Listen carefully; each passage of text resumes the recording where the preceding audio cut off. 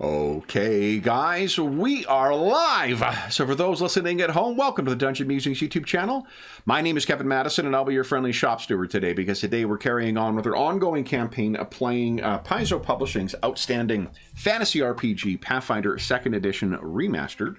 And we are using that to play a campaign in our custom setting of the Spires of Paridar, a setting of Coalpunk setting of occult conspiracy, class disparity, and industrial progress.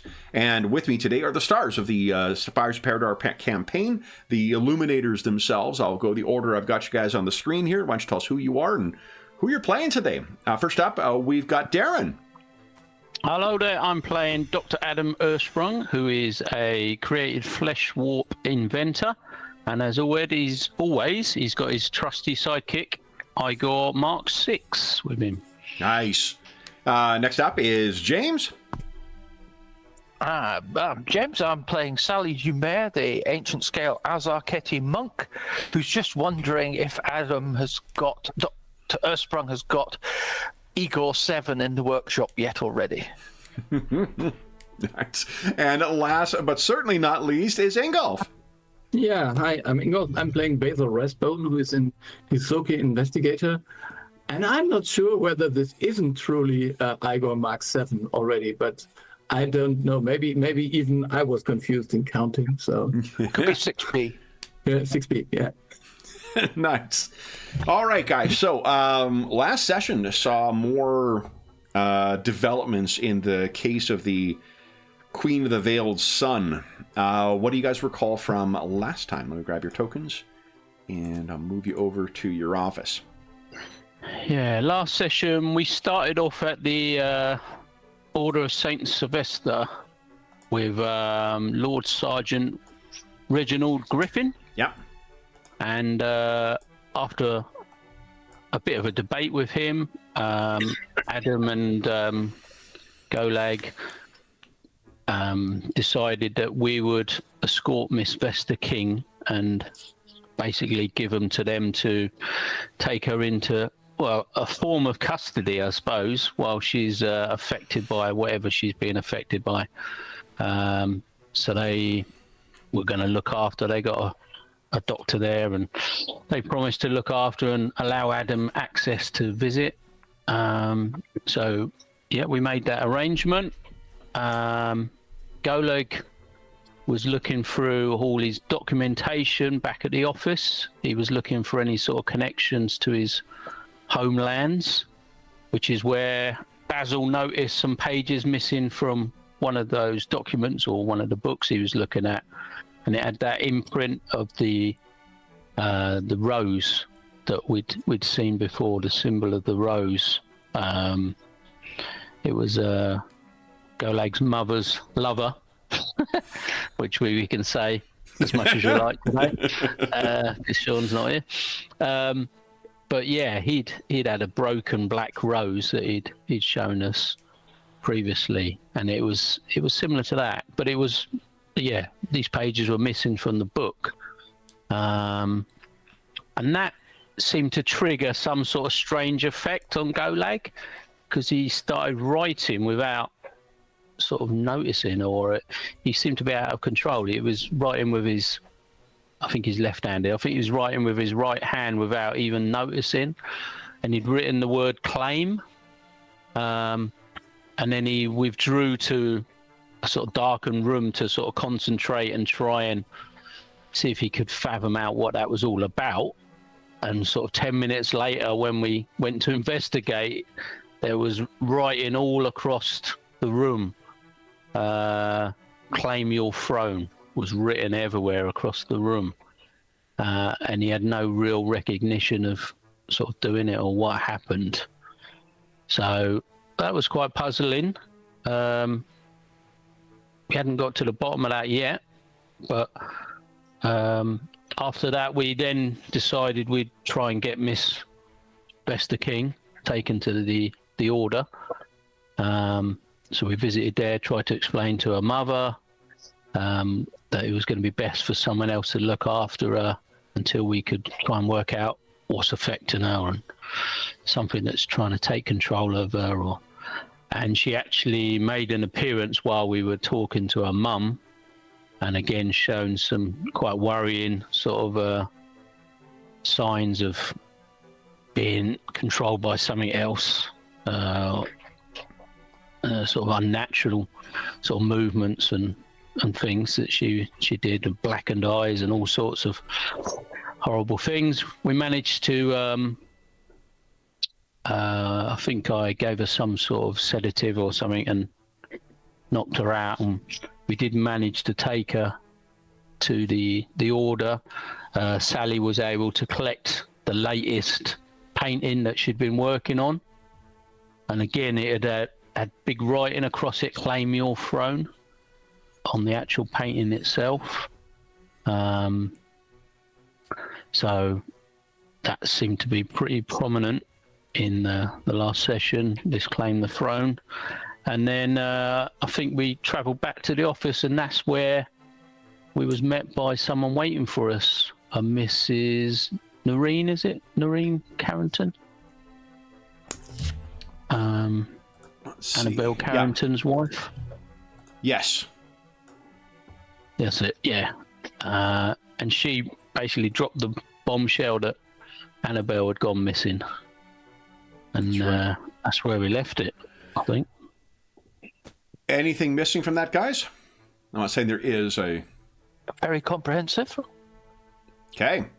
Then, I believe we are picking up in the study with Ms. Noreen Carrington, a drink in her hand that Sovin has brought her to calm her nerves.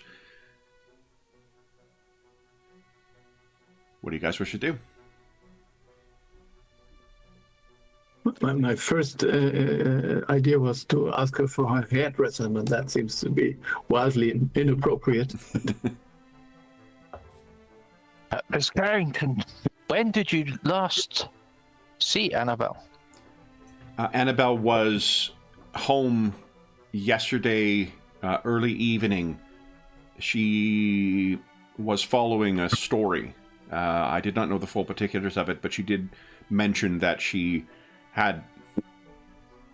I'm aware that she is friendly with your organization, and she had mentioned that you had spoken to her.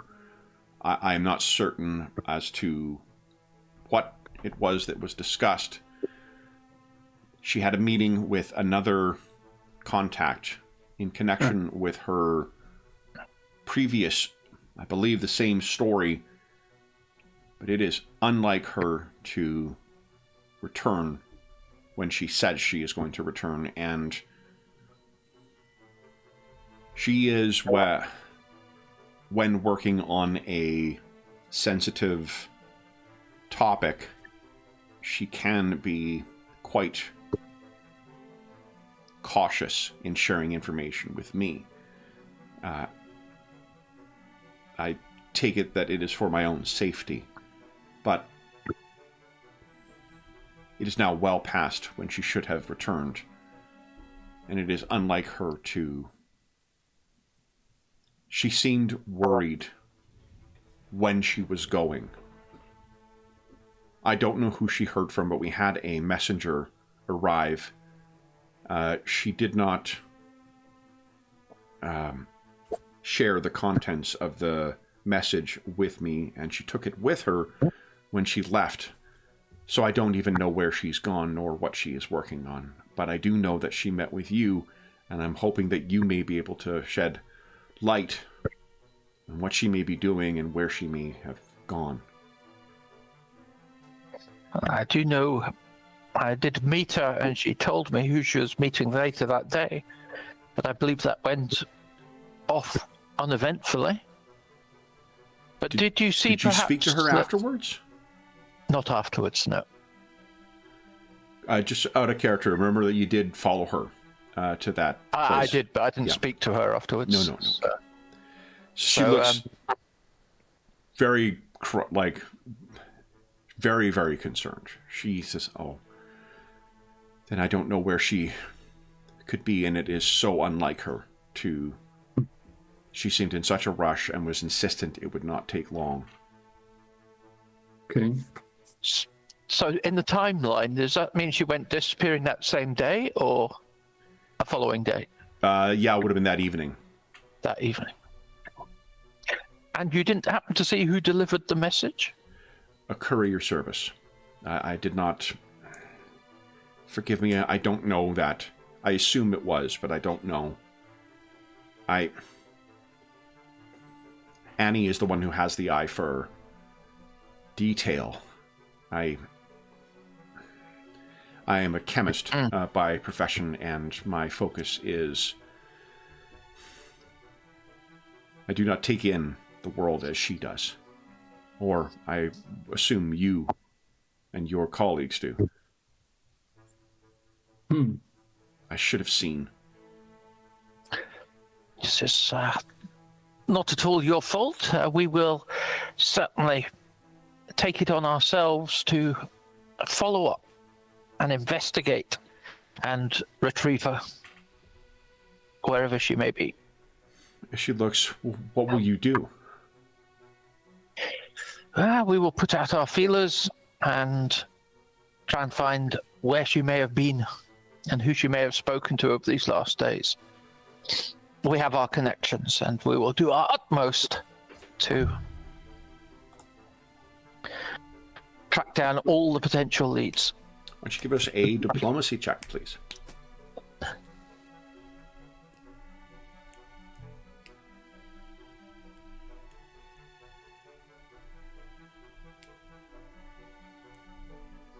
Ooh, I'll luck point that one. Hero point? It's a hero point, yeah. We're not going with that. Nice. There you go. That's more like it. Okay. So she seems relieved by that, and she looks up. What can I do? You could probably tell us about whether you found some kind of thing that was unnatural or some kind of thing that was not in the ordinary in the last few days. Maybe some minor detail. Her... I know her conduct has been... or her demeanor. She's been distracted as she is when she's on certain investigations. I know she's working on 2... but she usually has more than... She met with a man whose name... His name starts with an H. I briefly met him in our home. A human.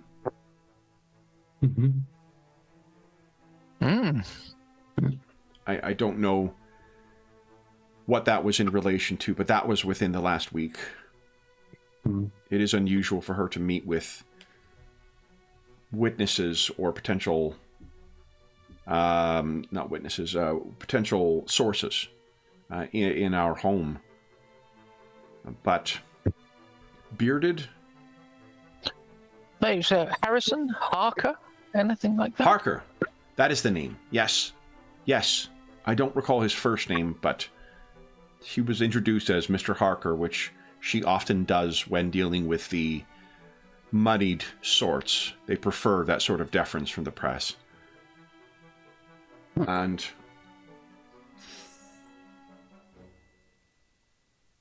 I know she was quite busy after her meeting with him. I do not know whether she was pulling old files. We have a place where she maintains her notes from previous investigations and previous stories. Maybe you can show her her study and where these notes are, and we can see if there's anything that sheds any light. I'll be happy to do so. Yeah. I trust you will. She treats her sources, the confidentiality of them, with... She would value that over her own life. So I trust that by gaining access, you will not anything. we will not misuse it. We will only use what we find to find her. She may be bound by such confidentiality, but I am not bound by any such conventions, particularly when she is not here to object to it. Okay. Make a mental note. Yeah.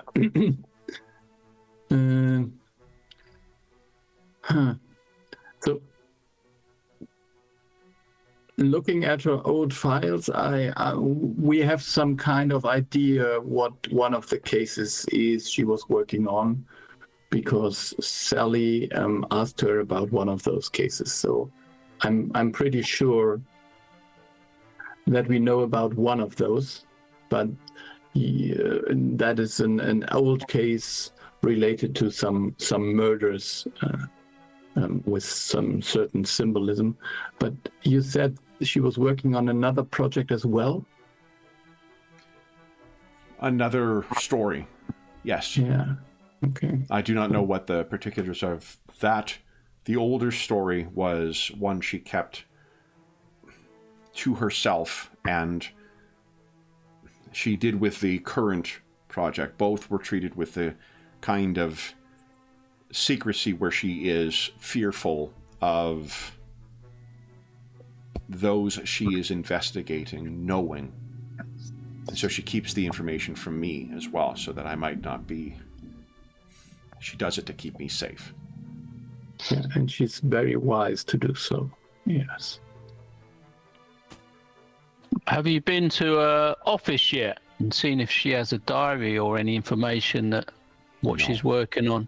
They may give you access, being a close relative. That might be good, because otherwise we may have difficulty getting access.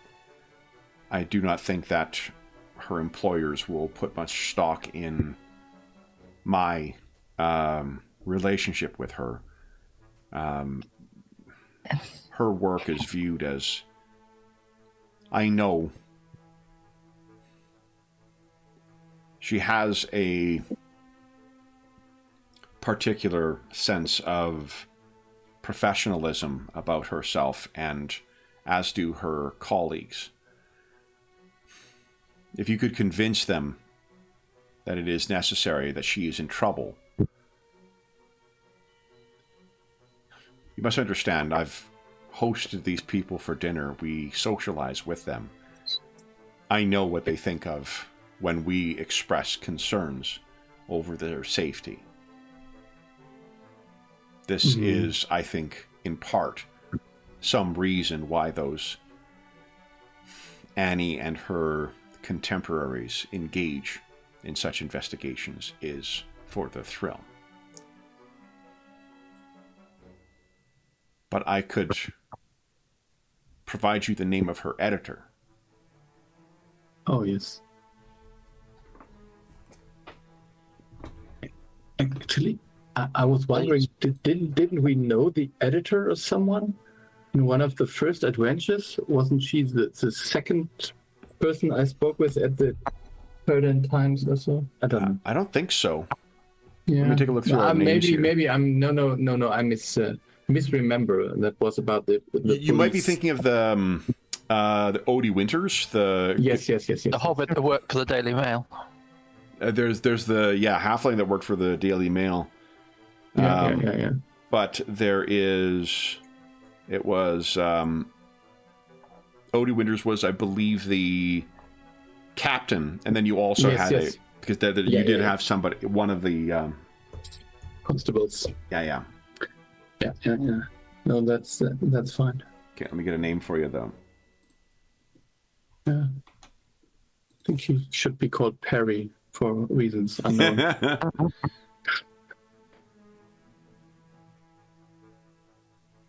His name is Willard Shackley.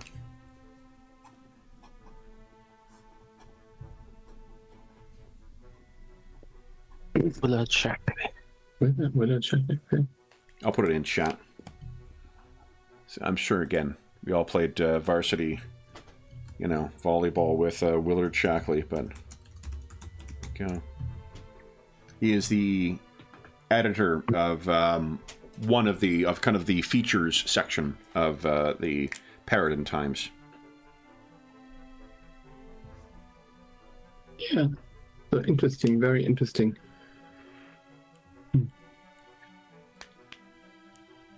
So, do you want us to come with you and look at her files right now? If you wish. Yes, Whatever. No time like the present. Yeah, in most of those cases, it's like time is of the essence, so Then we have to move fast. let us go. If you turn, Sovin has everyone's coats ready. Yes, I think we just don't. I think the only thing we can do to express our gratitude is just to nod approvingly. I think that's more than words could do. Okay. I guess. I don't know. All right. So everyone, you suit up once again, and unless Golag expressly rejects the proposal, I think you guys take the carriage. Golag, any none? Okay. No. Basil, I believe you're once again behind the wheel. No, I think Adam, because Adam is still on his bedside for smashing the car. So I think. Let me at it. Yeah. Jeez, I mean, you rewrite reality and you're still not forgiven for intent. Everyone gets a hero point, by the way. And it's very hard, but because I think I must stand in there. I couldn't sit behind the wheel, so that's very, very complicated. Okay. Then, as you guys drive to there, is there anything you want to discuss or anything you want to, strategize while making your way? Is Miss Carrington with us, I suppose? Mrs. Carrington? Yeah. She took a coach to join you guys. Yeah. I just... So weird times and a bit much of coincidence, I suppose. I look at the others. She was investigating this business with Mr. Harker. Obviously, Yeah, a little bit too close to it, maybe. Yes, but she would be. It is weird because everyone else involved is of a certain. So she doesn't fit the case. But I'd say. She did seem to have identified this murderer was an orc, which other sources hadn't managed to up to that point. I felt. But do you have a connection with was it the 9th Medical? Because of this person that she connected to? Is this something we should investigate further? I mean, it could be Harker, in which case we're all back on the same thing, but is this somehow that the this I'm not dubious sure. organization is involved somehow? They're always involved in the background. The 9th Medical Corps. I think we should have words with this individual. Okay, we can try, but let's not jump to conclusions ahead of the game. So. They're very secretive. You won't get a lot of information from them. Oh, You have no idea of the amount of violence I may inflict. Sally, you get a hero point as well. Sorry? You get a hero point. Hero point. Yeah. Thank you. Yeah. Not for the threatening of violence. No. I thought I Probably should not incentivize that. that was leaning into character. That's I thought, Friday I got a night. hero point. Friday night, you get rewards for inflicting horrific amounts of violence. Then, when you arrive, it is just at a... Let me bring you guys over. Got everyone's token. Let's bring you... So they're not going to be in the rich area, but it's not necessarily... Make her small. Go.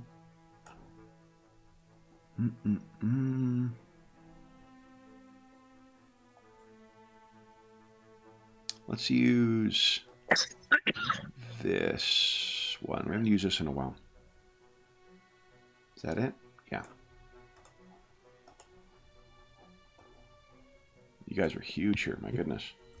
Yeah, that is looks like I didn't know that they were living under such poor conditions.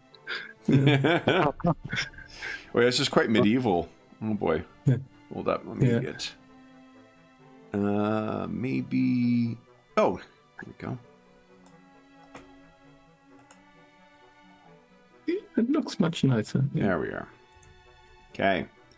Let me move the map up a scooch. Go. All right, so she brings you back to their home, and you are able to begin the search of her records. Now, we've got, in GM Core, a pretty fun subsystem for conducting research. The difficulty is the time.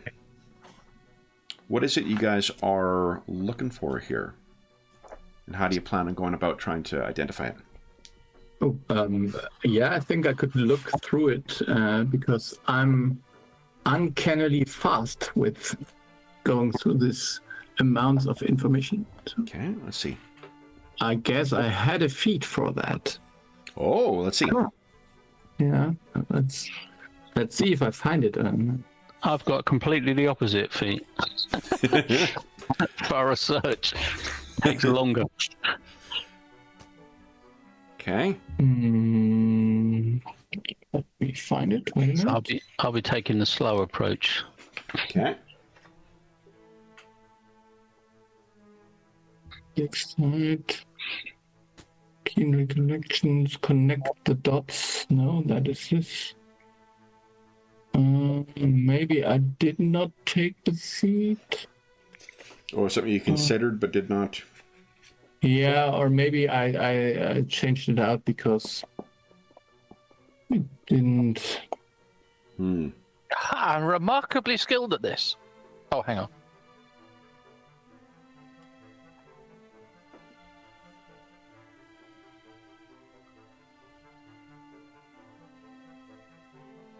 No, biographically, I know that is a. No, I don't have that feat. Maybe I was looking at it and didn't take it or so. I don't know. Okay.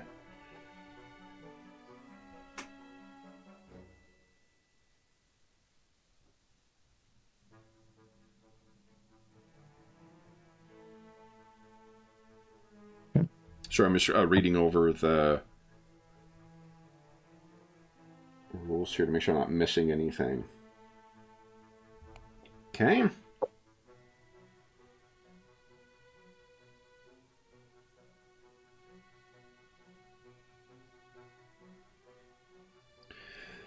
So let's say we're going to divide it into 6-hour blocks. Like, this could be because I'm reading fucking Dragonbane this weekend. But I'm thinking of a shift. So it'll be basically a chunk of the evening. And what is it you're looking for, specifically? No, I think, yes. yeah, the notes on two things. First, the notes on Parker himself. She had written an article about him, and she has written an article on the murders. So there must have been someone who had seen something because she could identify the attacker. That was something that could be in there, or at least hints to who that person was, maybe. Mm-hmm. Okay. And also a diary, if she's written down, meeting with so-and-so, if there's any names anywhere. Anything about this guy from the 9th Medical? I mean, if it's a diary about meeting with so-and-so, she's an investigative reporter. Like, you're going to have... No, she wouldn't write the real names, I'm pretty sure. Well, there's that, but it's also the sheer number of them as well. Like, that's her bread and butter is meeting with folks. So if you're, depending on how many years you're going back, you're talking hundreds, if not potentially. Oh, no, I meant, on that night, meeting with so and so. Oh, in the last week or so, I see. I see. Yeah, That makes just more in sense. the last few days. Yeah. Okay, so you're restricting the things you're interested in learning about are where she has been the last couple of days or who she's been meeting with, and then you're also interested in information about Harker or the murders. Yes, and there is, I mean, if we can just look at what she has written in the last few days, there must be something about the other case. Well, I mean, what Noreen will tell you. On top of her desk, let me put it this way. Right, no, but what Noreen will tell you, like, she uses a notepad. Whatever her most current notes are going to be with her. Ah, okay. Right, so. Well, we'll see. We'll have a search anyway. Okay. So then, to go back to that list, it's going to be things she's got from the last week or so, appointments, and then you're looking for information about the murders and Harker. Is that right? Yeah. Yep. And the final thing, to your point, anything that correspondence that she's received, messages, notes, cards. Within the last week, or because the post date will be different, right? They don't have a date for arrival, but if you do the last month, that's stuff that might have arrived in the last little bit. Yeah, in the last weeks, which I would expect her, possibly sitting on the desk or around the desk, on the surface. Okay. Then, No Iron Mountain. Yeah. Yes. Exactly. Do you want? Do we really want to know what she has been sent by the readers? No, probably not. That would likely go to her. I mean, it would still. She may bring her work correspondence back here too, but yeah, that's a good point. All right, so then you guys can use lore. You guys can use, if there's a lore that specifically applies. It's not going to be diplomacy or society. Let's see here.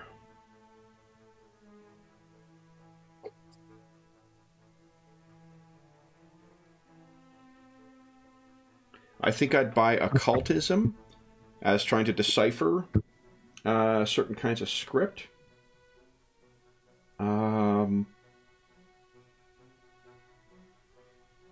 No, expeditious inspection. I have that feat. Oh, yeah. Do you? Yes.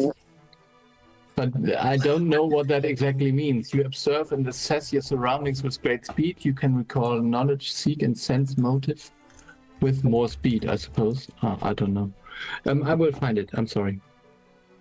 Shouldn't have. Expeditious inspection. Is that what you're looking for? Yes. Yeah. So it's not a. It's a first. It's a class part ability. Of the methodology. So it is a. So it's a free action. So I can use this as a free action. No, it doesn't. That doesn't change anything here. I'm sorry. Different Okay, use well, case. it's good we know now. Let's see here. Oh, there is an expeditious search is also a feat. Is that a feat that you've got? You need a master in perception. No, but I don't have that. Oh, you don't have that feat. Okay. All right, then, because if you had it, you could have conducted a search in 3 hours. You would have got 2 skill checks out of this. So, Yeah. let's start then. Who would like to make the first check? Any of the skills that I've mentioned where I'm open to a pitch for any others? I've got underworld lore. Is that digging about? Yep. Or I buy that. yeah. Okay. I shall go for that. I think one. they called your folks the Resurrection Men in Victorian London. Oof. Very nice. That is so fucking close to a crit. Can I help with Paridar lore? You could help with Paridar lore, but I'll tell you what the difference is a crit gives you 2 research tokens. A success gives you 1. So do you think you'd be better served to try for a crit yourself or to try and help him? You would need to get a 25 or higher in order to bump that to a crit. Yeah, I'll just do your own, probably. I've only got 11 bonus, though. That's what I mean. You've got a chance Let of me go success, second. haven't you? Yeah, you've got I'll go look at more common things that I can understand as. Well, Paridar Lore might also speak to the geography. So if you want to use that, go right ahead. Cool. I'll re-roll that then. Here, with that? Okay. That is, unfortunately, yeah. This is, you're seeing a glimpse into Miss Carrington's mind right now. Basil, what are you thinking of using? Yeah, so I could, if you, I mean, there could be society. I don't know if that helps. Or I don't think so. Society no, is, yeah. Then more like, I mean, it doesn't matter if I use perception or. I don't think perception is going to be. It's not a matter of spotting. It's spotting relevant information, which is why it needs to be a skill other than perception. Okay. What do you think? I mean, I could use underworld lore. I could use occultism. That's all the same. It's all the same number. So yeah, I don't care so much in that point. So I'm just. So let's go with underworld lore. Okay. So is this part of my active case? I don't think so, because your case is currently the. Couldn't I do 2 cases now? But whatever, I just roll like it is, and I would spend a fortune point to re-roll or hero point. Hero point, yes. we're gonna name every single meta currency. Yeah, no, so it's a 24. There you go. All right, so that's a success. I'm going to use momentum next time. Okay. Yeah. Exactly. Astonishing fortune. So that is in the course of the work overnight. You guys have managed to uncover some promising leads, but like there's so much shit to go through. You're going to need to be working through into the day. Basil, Come on, gentlemen, we need to work. I'd like you to give us a fortitude check, please. Basil? Yeah. Okay.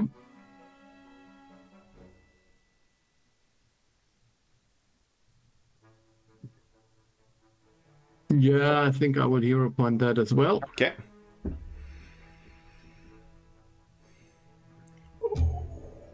That is 1 shy. So, Basil, you guys are all working away. There's some discussion over Ms. Norrington is getting the staff to put together a breakfast for you all. You all, Sally and Dr. Ursprung, you're not having to make this roll because there isn't a malign effect that is on you. But Basil, you find yourself. Well, I guess first off, tell us what your thought process is so we can situate ourselves in the scene. What's going on in Basil's mind as he's trying to prep all this, as he's trying to process all this information and kind of categorize the search? I think he's more distracted because I would say he's more like an analytical person, and the way Annabelle has written her notes is just obviously the wrong way. Yeah. So that's and maybe this even it consumes more energy than it should normally do, because she writes such great articles, but her notes are a mess. Yeah, there's probably I can't remember. James pointed out too. Probably a lot of it is in code or shorthand. So you're trying to piece together okay, what did RD mean before, and what is so you're trying to get all this stuff organized, and it's exhausting. It is a mentally taxing task, and it's one that normally you are razor sharp and have razor sharp focus on, and you just think you're going to close your eyes for just one moment, and then let me find what I'm looking for here. Nope, that's not it. Wait, you guys went sailing at one point in Dag on the Sea? I forgot about that. Boy. Did we wreck the ship? I can't remember. Did I manage to keep my flawless For streak? variety, the ship was fired. We wrecked the village. Yeah, right. There we go. Well, a near miss. We'll count that as half. Basil, Yes. you close your eyes for just one moment. And when they open, you're most definitely not in Ms. Carrington's study. You were lying in the bottom of a rowboat. Once again. Rowboat. Okay. You look up at the sky above you and you can see an endless carpet of stars, but unlike the last time you were lying in the back of a rowboat looking up, there are streaks of falling stars that are marring the sky, jagged slashes. And you see, once again, there is someone at the bow, I don't know what you call the front of a boat, Yeah. who is hunched over and seems to be watching you. The glint of the light of the falling stars on her iron teeth. She is watching you silently, and she is like almost, if it wasn't so imposing and so, I don't know, troubling, it would almost be comical how this obviously oversized person is sitting perched on the end of the rowboat without overturning it. She must be 12, 18 feet tall, but hunched over in this teeny rowboat in which you are lying at the end, grinning. She's waiting for you to speak. Mm-hmm. So hello again. Hello again, little rat.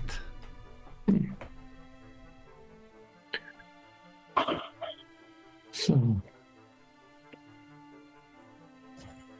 how is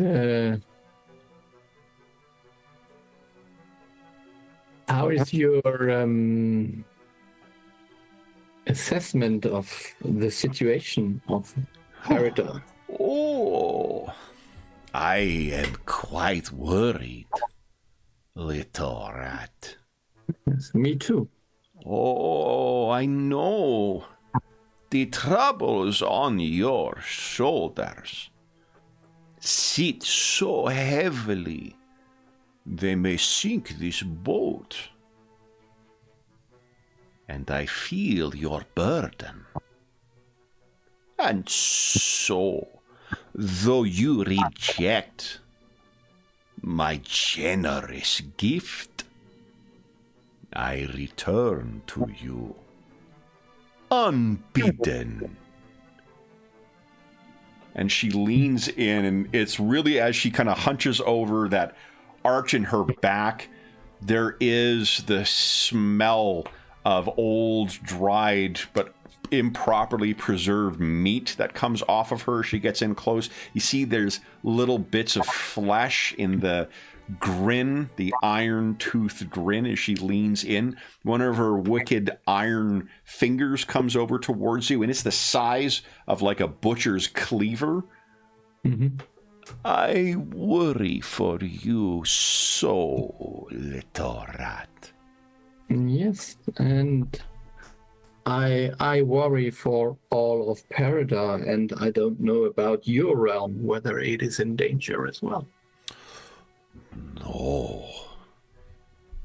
My realm is under my eye, and it is well ordered. Good little children.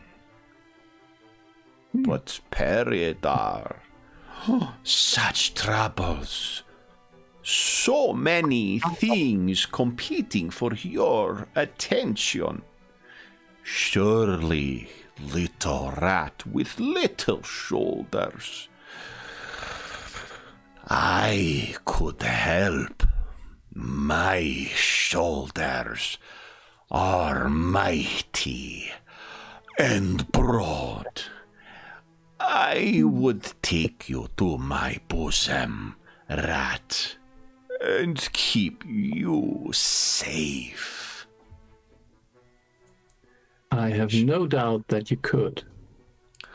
Then why do you reject my kind offers? Grandmutter is offended, but I forgive my ill-behaved children. That is very, very generous. Not only your offer, but also your forgiveness. Who is it you worry for so now?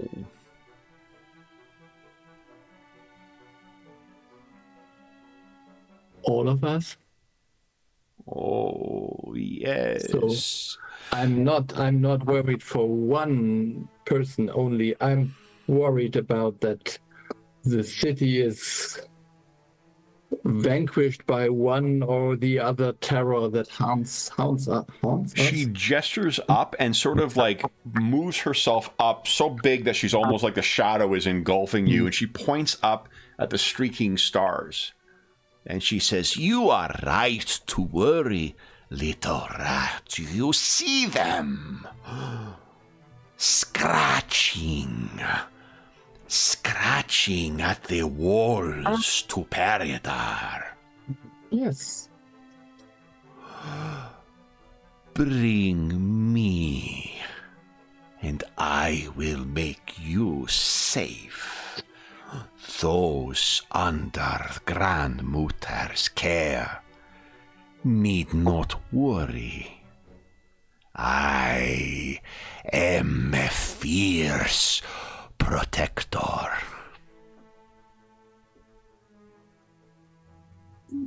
I'm sure of that. But what I'm unsure of is whether I could trust myself. And why is that? You are strong, little rat, are you not? I'm not the only one having gaps in my memory here.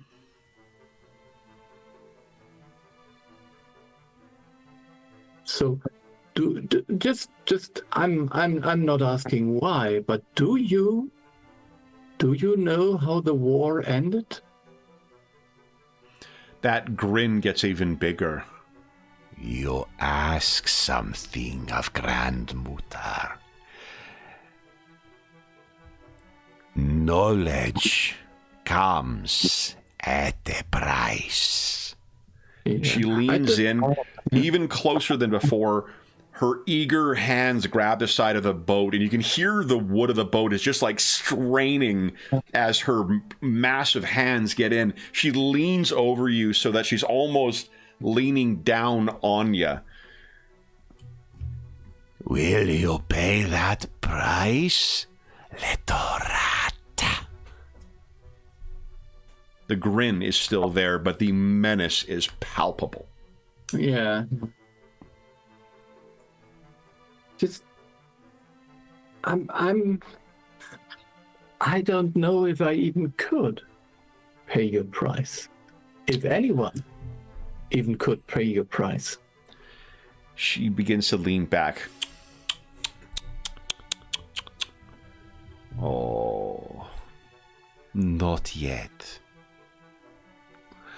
But Grandmutter is forgiving. I will come again, little rat. And when I come, there shall not be a fourth visit. She leans in. Think carefully. And she says, You know how to accept. and somehow one of the sharp ends of the ring that you keep in your pocket of the coiled wire, it sticks the inside of your leg, and at that you kind of you're in the office once again. Yeah, I know. Yeah, and you I look know. down, and there is a small spreading blood stain from where the sharp point of that wire has caught the inside of your leg somehow. And at that, you can see Sally is looking over maybe maps of Paridar, and Dr. Ursprung is continuing to sort of search through the records. You don't know how long you've been out, but it must have been seconds. Like it was a, you know, if you did not have such a clear recollection of Grandmutter, then you would think it a myoclonic twitch, where you just sort of nodded off, your body started moving in a dream, and you woke yourself up. I'm actually too paranoid to think of that as just some kind of twitch. This is clearly someone. So, yeah. So breakfast is brought in as you guys begin preparing for another morning of this. You have thus far 2 research tokens. You'll need 5 in order to get to the end of this. Are you all continuing on with the research? I guess first off, everyone gets a hero point. Yep. Okay. And then Basil, do you say anything about your vision? I will tell you that unlike a dream, this does not fade. You have a clear recollection of...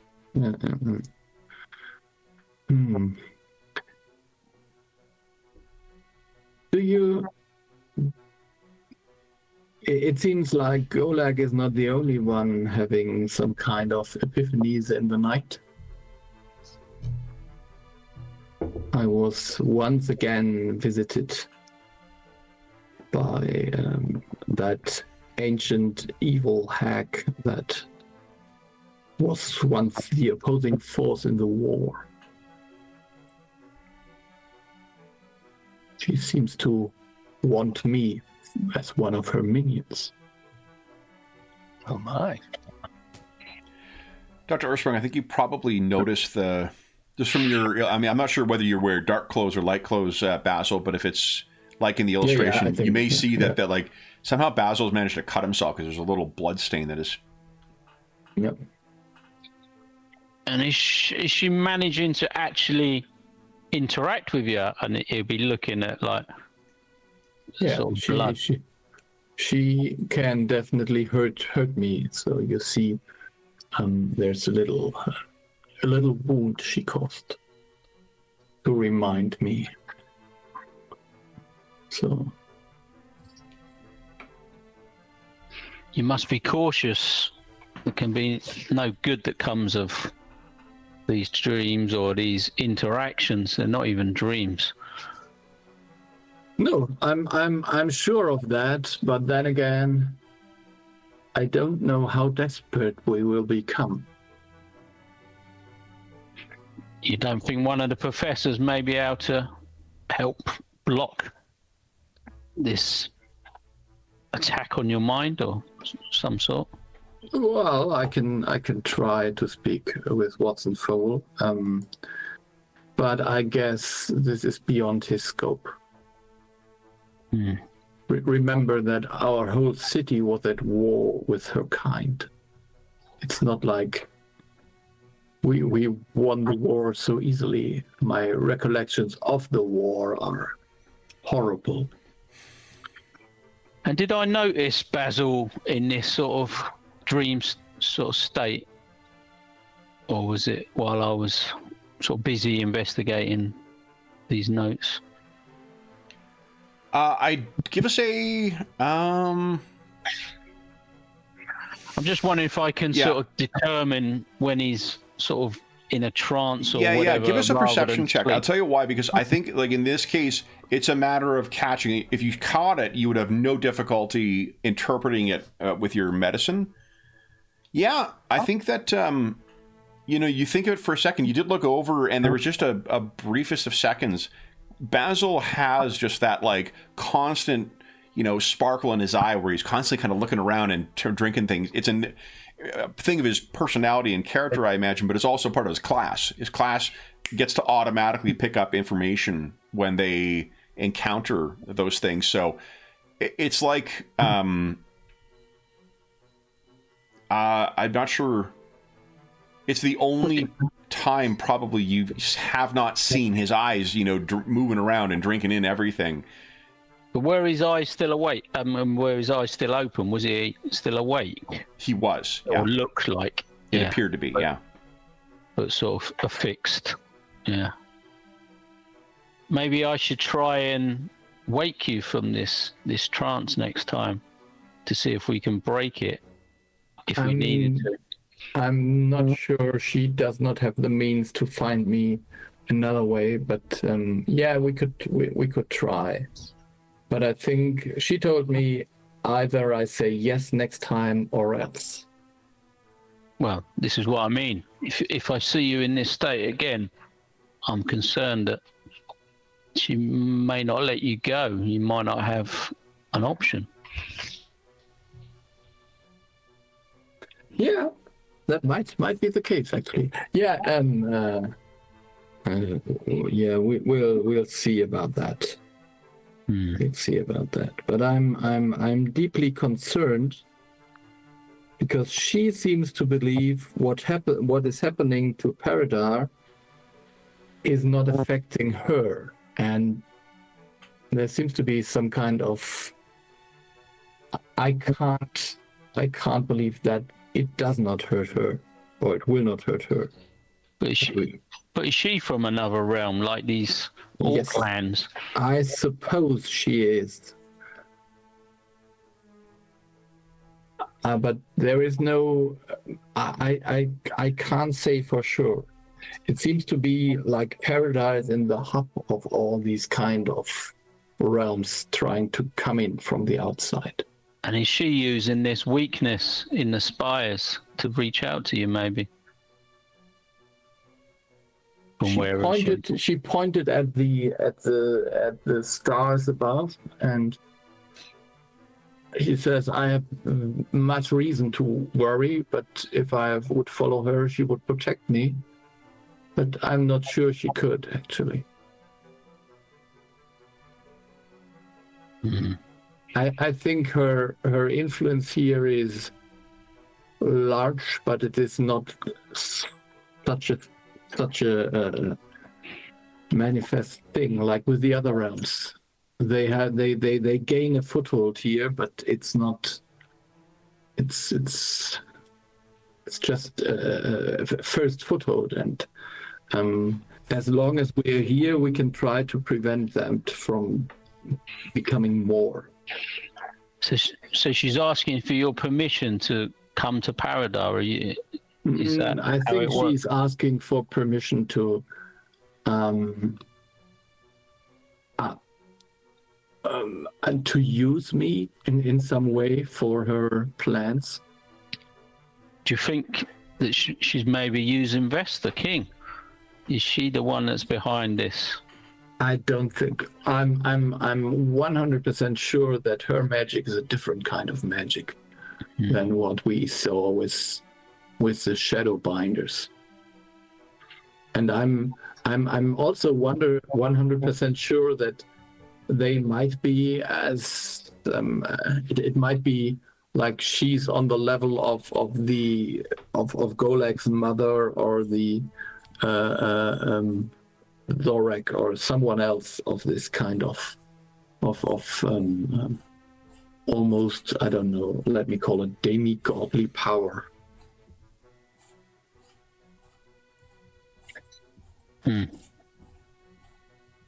Another thing to keep Adam awake at night, worrying about. Yeah, I don't think that's so much to worry about right now. But,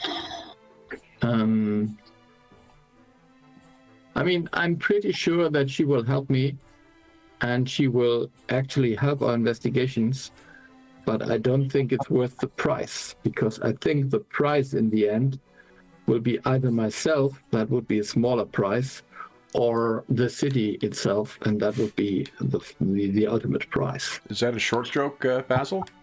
Yes, obviously. I was going to say, it's not a little price.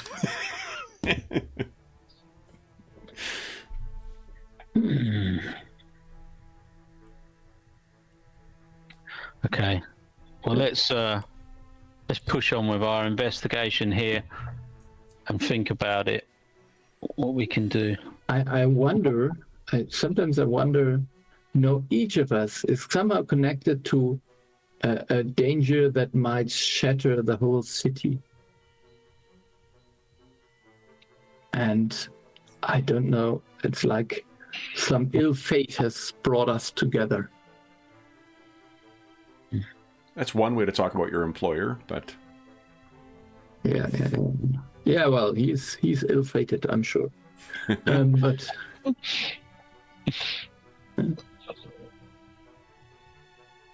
so yeah. But let's go back to the current investigation, and I think that's. Yeah. Let me get. I'll check one thing here too, because I actually suspect there probably are rules for exhaustion. I just don't know what they are. Yeah, I think this fatigue thing is very, very annoying. I remember that as well. The exhaustion rules? Yes. You remember that back on the sea, I was constantly fatigued because I couldn't sleep at the one. Because you refused to drink the milk. Condition, isn't there? Yeah. Yeah. Here we go. Let's see your sleep. Well, these are remastered though, so maybe they've changed. Yeah. I think Dag in the Sea was pre-mastered. The compendium says it's -1 status penalty to AC and saving throws when you're fatigued. But for fatigue, no, but I'm just trying to see if there's rules for like for sleep or staying up too late.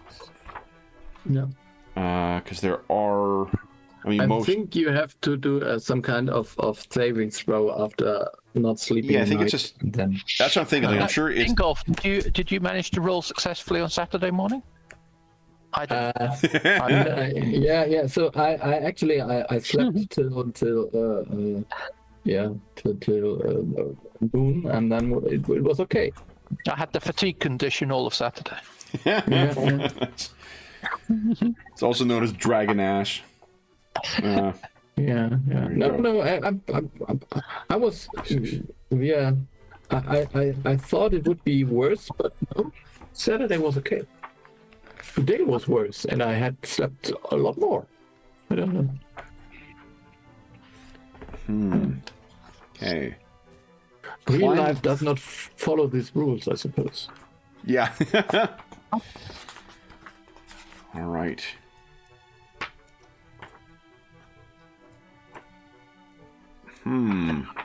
Because they separated into player's guide and the other, I don't even know what section. There isn't a reference to sleep. Here we go, playing the game 396. Let's see if it's somewhere in there. If I don't find it relatively quickly, we'll just make it a fort save and go on. But I am curious if they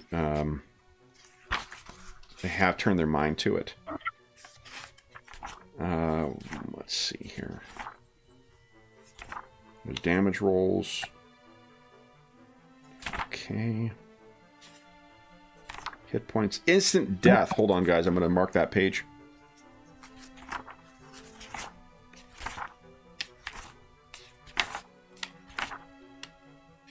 Effects. Area effects.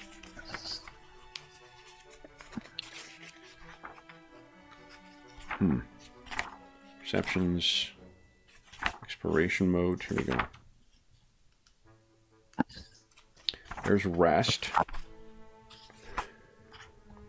Okay. And then there's a list of conditions.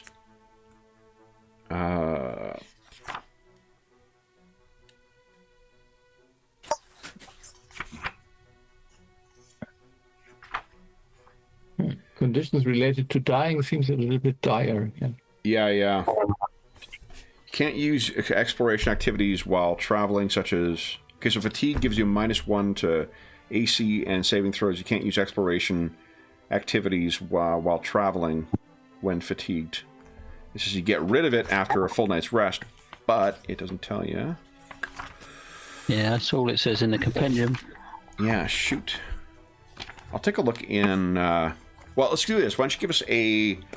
All of you give us... it'll make it an... At this point, it'll be an easy one, so we'll make it... Let's see. A DC 19 fort save, please. Okay. This is quite hard for me already. But Basil, you should have a fate point or a fate point, hero point as well. No, yeah. No problem Also, for I you. made it critically. Well. Yeah. Oh, for heaven's sake. Okay, so Sally, this is particularly exhausting to you for some reason. So you were currently fatigued, which is -1 to AC to saving throws and armor class. So not your Sally skill needs a checks. beauty sleep, doesn't she? That could be actually, in fairness, that could be it. Is that she's dehydrated, right? Dehydrated. I was thinking the very same thing. I need a dip in the bathtub. Yeah. Yeah, they say, can you draw a bath for me, please, too, in a stranger's house? All right, then, let's have put some salt our in. second. So this is carrying on. Yeah. Who wants to start with the research? Oh, sorry, Ingolf, did you find something? Yeah, it says if you go more than 16 hours without resting, you become fatigued. But this is a little bit, I don't know. It seems without a roll, you just become fatigued. until Where you is sleep that? Again. This is a player's core on page 439. 439, thank you very much. Awesome. Here we go. This is Oh, under rest right. and- Last sentence. They're using Cubicle 7 rules. Last sentence of the paragraph. Go more than 16 hours without resting. Okay, so then you guys are all fatigued, I guess. It's more fun making it a fortitude save at this point. So, Yeah, I just think- Sally. Then, what skills are you using for your second round? You can use the same skills. It just, you can feel free to shake things up. Mm-hmm. In fact, I was reading some 7th C 2nd edition stuff last night. To incentivize it, if you use a different skill for this next round, you'll get +1. Okay. That's a good one. Sorry, go ahead. No, I was just going to say I was going to switch over to occultism. Got it. Now we've got some bits and pieces of information. I'm now trying to read between the lines and get into it a bit Yep. more. So, let's go with +1 then. Nice. Again, very close to crit. Okay, that is 3 research points thus far. Who would like to go next? Yeah, I can do, and I will switch to occultism as well. Nice. So you'll get +1. So let's. Nice. Okay, that is 4 research tokens. Only 1 more needed. Is Dumer. Yeah, a long shot. But could I use deception for looking at how somebody might hide and squirrel notes away so that casual people can't? Yeah. What I would do is, because I'd bump the difficulty up by 2, but it'll only be 1 because you're using a different skill. So it'll be 25 you're rolling against. Okay, let's give that a go. Oh. And no hero points left. Unless you want to drone on for 5 minutes complaining. Cav, this is utterly unfair for... This is completely unfair. I'm highly motivated. I should have been able to use acrobatics in the first place. Yeah, definitely. I could really use the toilet if we could take an early break. So I think, this is reflective of just how much stuff you're trying to get through and how secretive she would be, right? Like, she is very careful against with the kind of people she investigates, with the kind of things that she, writes about, she has to take care to make sure that this kind of thing doesn't happen. So the fact that you guys are making this much progress in the 12 hours that you have been looking into this thus far, why don't we, hold on, is there a condition worse than fatigued? Like exhausted? Yeah, but then we should, basically we have to rest the day. I mean, that could be, we could do. Yeah. I wish I could stop rolling 4. That'd be great. That would be good, yeah. Why don't... Yeah, I think what you'll do is, on a second failure, you'll become sickened, where it actually impacts your checks as well, but it's only on a fail. So why don't we do this? Let's take our mid-session break, because we're almost at the mid-session already. Then we'll come back. Everyone will have a new hero point, except for Dr. Ursprung, because he just will not give them to me. We're getting close to end of month. I got to meet that narrative metacurrency bonus target, So let's take our mid-session break, then we'll come back and we'll see if you guys are going to push on or catch a nap or what. So for those listening at home, we'll be back in about 5 minutes.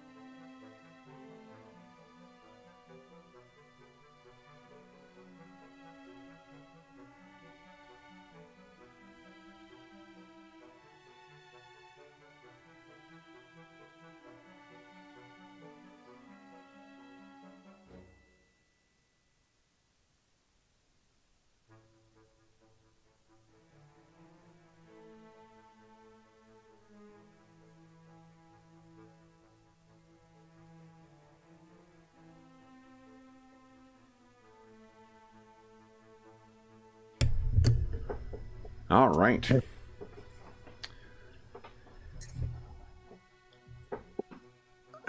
Okay. Got my tokens. Hey, everybody in chat. Hope you guys are having a great... Whoa, yeah, wow.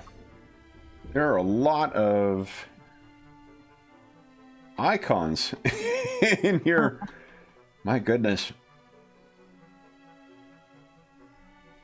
Did we...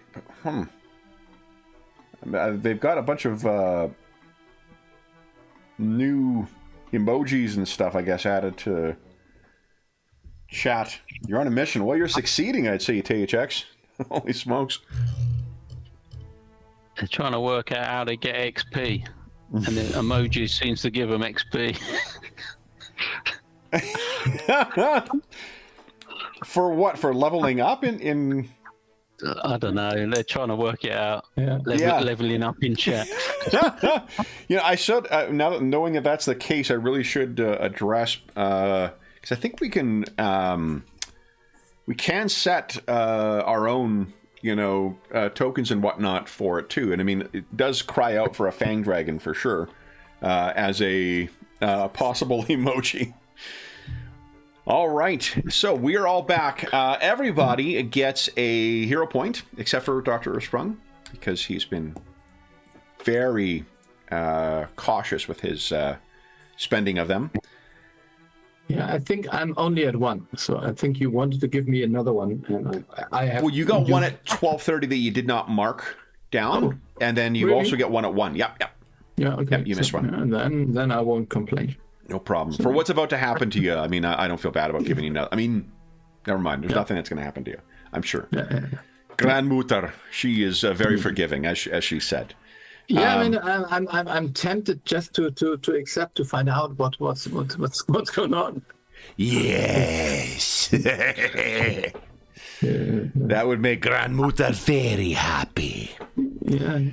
No, but yeah, this would be against the campaign, maybe a little bit. So let's go with the flow. Okay. Then what? Hilarious. Basil's the one who's pointing fingers at everybody else being corrupted, and he's the one who's like, you know, maybe let's just fucking do it. Let's just jump in and see what happens. No. But I mean, there's a difference between the player who is easily corrupted and the character who is. I can see on his board he's got all the strings with the pins, and then he's got this string that goes to this big red button, red head button. It's like emergency button. All right, so let's have everybody give us another fortitude save, please. This one is going to be a little trickier. I was looking at my thing, so it'll be 20. So good. I think 24 now. Yeah, didn't we want to have Sally's check first? I don't know. I mean, we can roll the fortitude before. No, but... unfortunately, that concluded. We are coming back. She's got the benefit of the because her fortitude save will be sickened if she fails. Oh, I'm going to re-roll mine. Okay. There we go. You're good, Dr. Ursprung. You're used to pulling late hours. Sally, you want to hero point that? Then we need a fort save. Oh! That is a crit fail from Sally. So, I think you are sickened as well, Sally. Sickened 1. This is just the lack of moisture is not conducive to a very attentive Ms. Dumaire. So this brings us to around, let's see here, you guys started working probably around 11, we brought it to 5. It's about noon right now. We're getting close to noon. Do you guys want to push on? Try and get that last... I think we should just put Sally in the bathtub. If there is, I mean, I'm sure at the Carrigan's house there should be something like that. Definitely, yeah. Oh, you're muted, Sally. So, Tomo. Oh, she'll push through. Yeah. Okay. But, I mean, Doctor's orders. Well, Have a bath. as a character, she would not. She would push through. Okay. Go ahead and give us... I guess who is starting then in the research? yeah, I think I could start, and then maybe it's. Yeah. So the question is.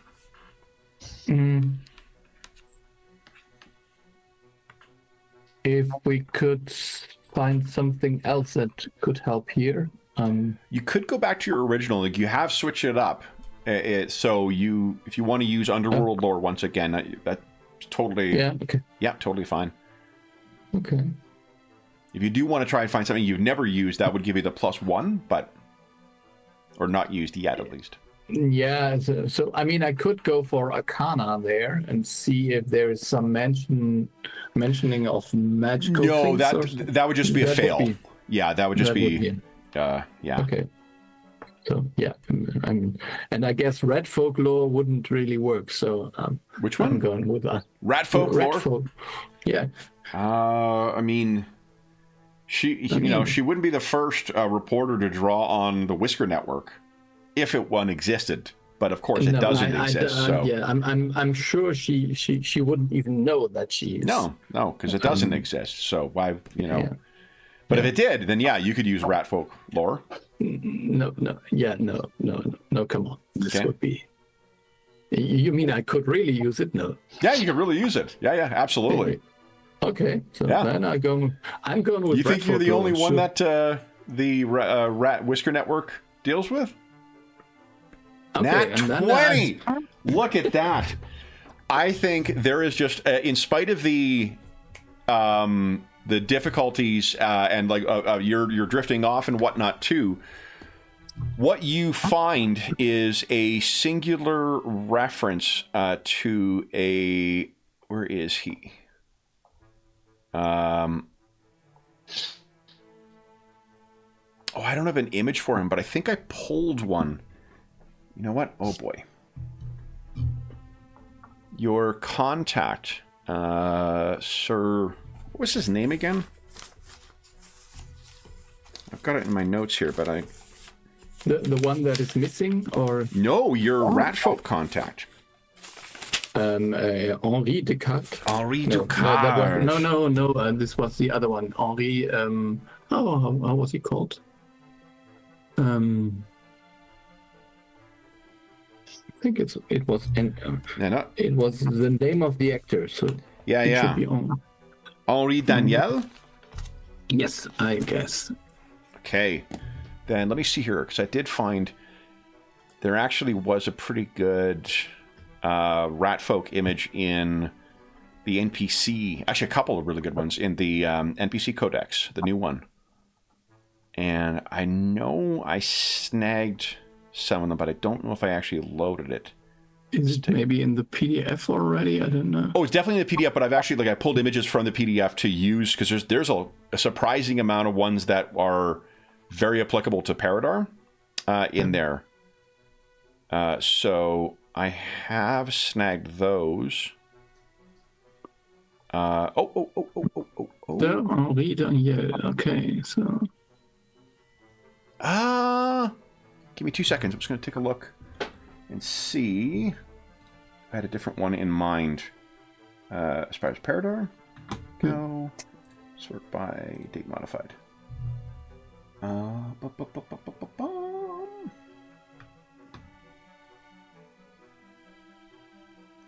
So you're going to have to ignore the spear in it, but I do have a image for Monsieur actually, he's Sir. So, is it Chevalier? Is that how you say Sir in? I know it's Knight. How do you say Sir in French? Like a Knight's honorific. Most. Is it just Monsieur? Monsieur? Yeah. I don't. So you would say Monsieur Lancelot? Or is there... You'd otherwise have it to your role, so you'd have Monsieur le Docteur. Okay, Monsieur le Chevalier. Okay. Let's see here. Henri Daniel. I can't remember how I spelled Danielle last time. Oh, so it seems to be a Sir as well, but it is written S-I-E-U-R. Sieur. Sieur, yeah. So Sieur Henri Daniel. S-I-E-U-R. So, okay. and I think it's that high school French paying off. Yeah. I am completely... I dropped out after the first year, and that's not... Nice. All right. So here is... Sir Henri Daniel. Wonder what that key is for. Mm-hmm. That's the spirit. And what you see is there is the SH. There is just an indication with a little marking, and you know the insignia that he had on his cane, on his thing. You know it's him.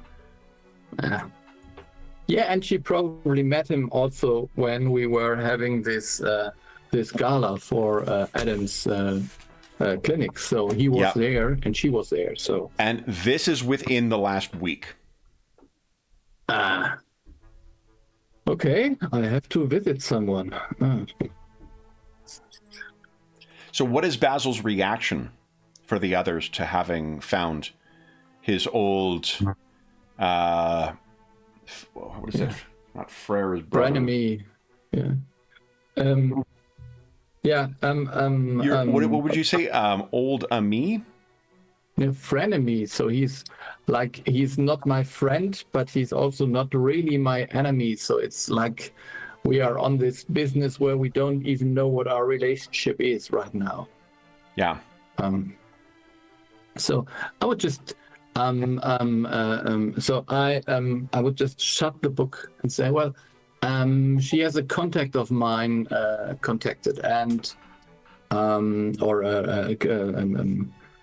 one of my usual contacts, and I will go and talk to him right now. I think this is the breakthrough we needed here. And I wouldn't say what I found. So it's just this is one of my contacts, and she has him as a contact as well. And I don't think I can take you with me when I talk to him.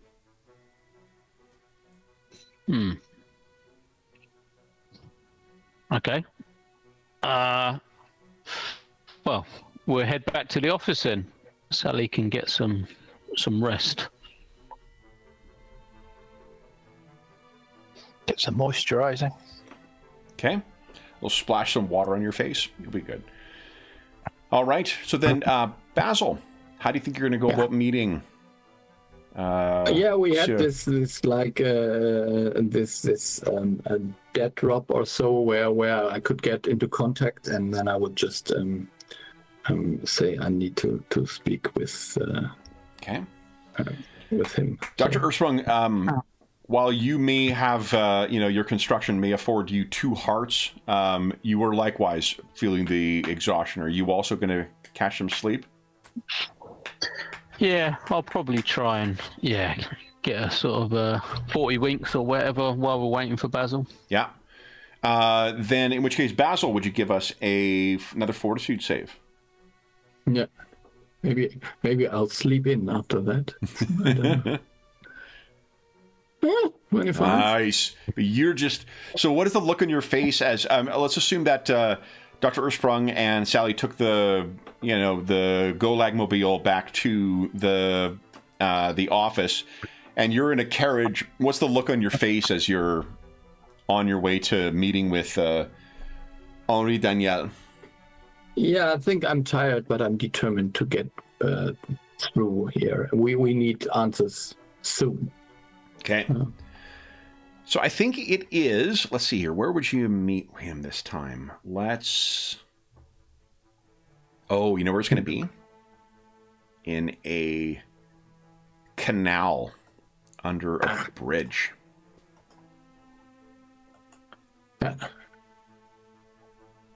So, let's get... Don't do any stupid jokes like under the bridge now. Yeah, okay. I feel like I don't have a partner right now. You don't which? Yeah, like my only friend, you know. But whatever. All right. So Basil, you arrive and you make your way down to the canal underneath, and you find that there's like that little walkway down there, and it is near one of them where you turn and you find, as is always the case. Also, God, I'm such a dummy. So Sieur is just it's the prefix mon is taken off because Monsieur. Yeah. Oh my God. Like just such a dumbass. So what you find is Sieur Henri Daniel appears once again as if he's on his way to some fancy soiree. There's a cape that's half over one thing. He's well dressed. He seems, and as you come in, he turns and says, "Mr. Rathbone, was unexpected to hear from you so soon. I did not know that we would be engaging in trade quite so often. You do seem quite occupied. How might I be of assistance?" A common associate of ours has gone missing, and I want to find her, Miss Annabel Carrington. Mrs. Annabel Carrington. Give us a perception check.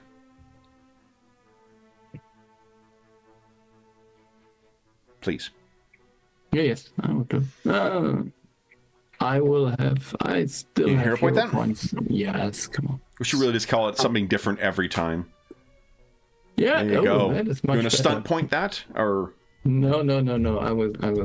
I'm stunned that I made it. So. yeah? Oh, did you see they've reprinted so that new modern age book coming out with a bunch of powers in it? They've printed a summary for free of all the changes that came in the game mastery manual. Oh. Which is nice because like they're all better. I think like all of those are the next time I run that game, I would use all of those optional rules. But it's cool that they put them all out for free rather than making you pick up the game mastery guide. Actually, no, geez, a Paridar war story using age could be doable. Seems good. Yeah. Yeah. So the what you can tell, that's a really good roll. Two things. One, he's concerned. And two, he didn't know. So you will have to be more specific, Mr. Rathbone. Ms. Carrington is often finding herself in challenging circumstances, and I will gift you the acknowledgement we are friendly. Yeah. Yeah. I know. I'll just say. I'm not revealing my source. So she is investigating a certain number of deaths that occurred in the city, related to some kind of runes or markings, which are associated with Golak as well. His face is back to the, like, of course I know this. Yes. And so it seems that somehow she was caught up in more of that because her wife and even Sally Dumer both are convinced that she was abducted or hurt or something like that. It is something more than she is just following a lead. I think you best speak to Mr. Harker again. Okay. I believe that he is, and I would encourage you not to tarry. Okay.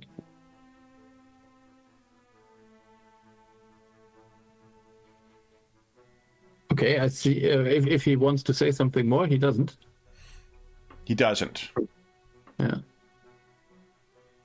I'm not sure. I'm just hoping that. So if there is, if you are really on a friendly basis, then maybe you are as concerned as I am. So any help for her will be help. Give us a diplomacy check, please.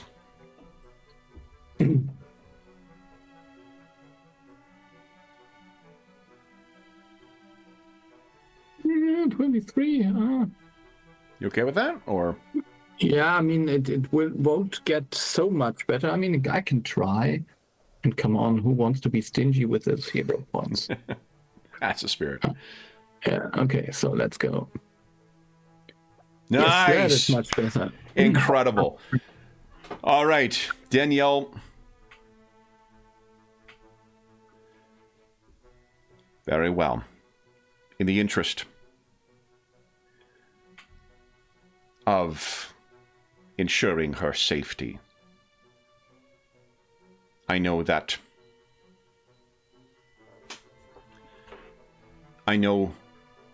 Ms. Carrington has been investigating a number of matters with which your office and associates have been interested. Ms. Carrington is of great value to me, and I am quite fond of her. One of my associates shared information with her last night that would have led her to confronting Mr. Harker. Okay. Further information, I believe that the pursuer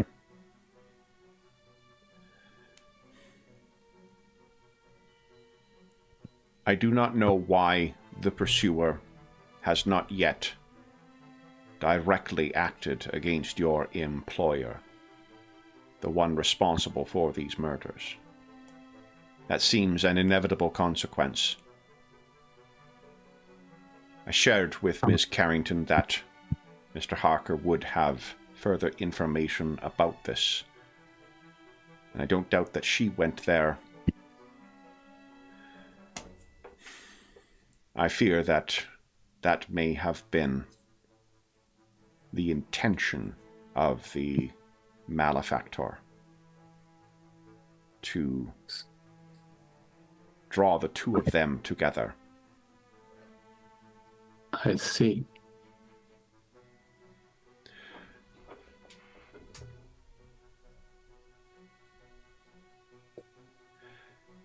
It would be prudent Mm-hmm.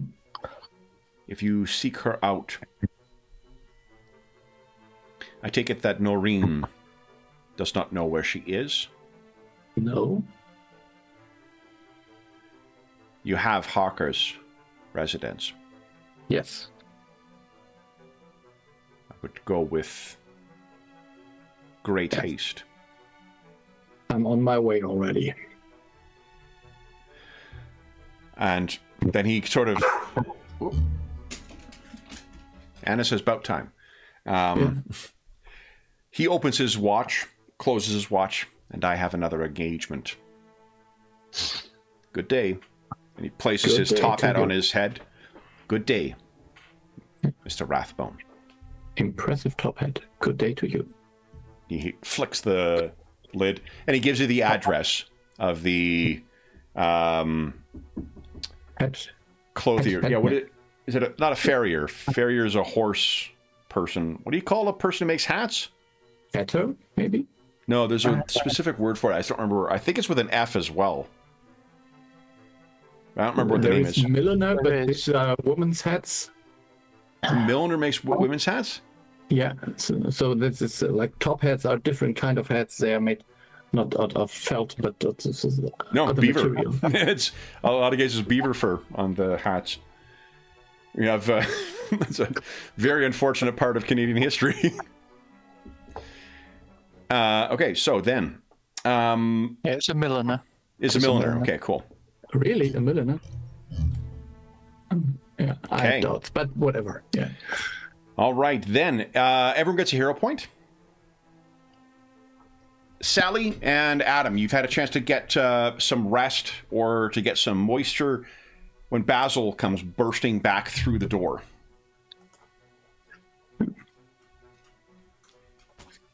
What news?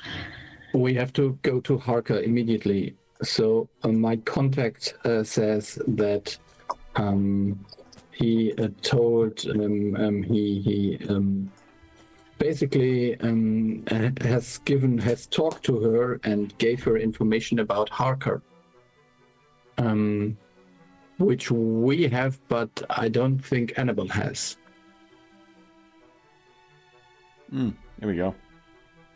Hatter is the most fucking literal. That genuinely seems like something you would find in German. Hutmacher is a German word, a hat maker. I was going to say that's the nickname for Luton Town Football Club, the Hatters, Is it really? because we had so many hat makers in Luton Oh, jeez. back in the day. Oh, Yeah. that's great. Okay. So then, what are you guys doing? Oh, and Basil, you get a hero point as well.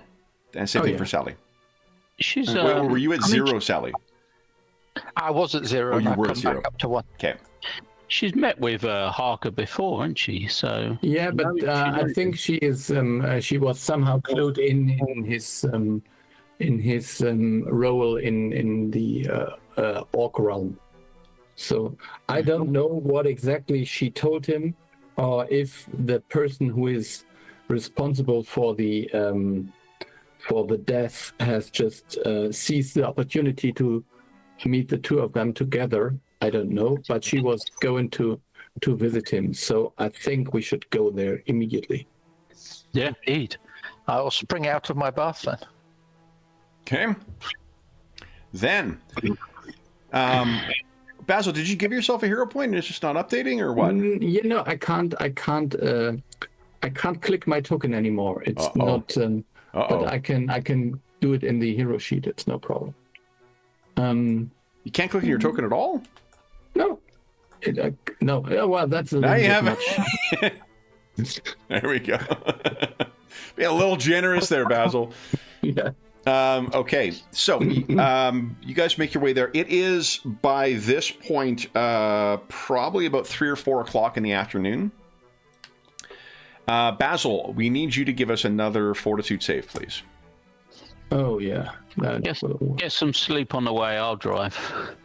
Oh yeah, I can try that, but I think that will only perhaps make it a little bit easier. But I think that might not be enough. I don't know. I'll try. I got some weird. Oh, that's weird. Huh. I had little. Try taking your token again.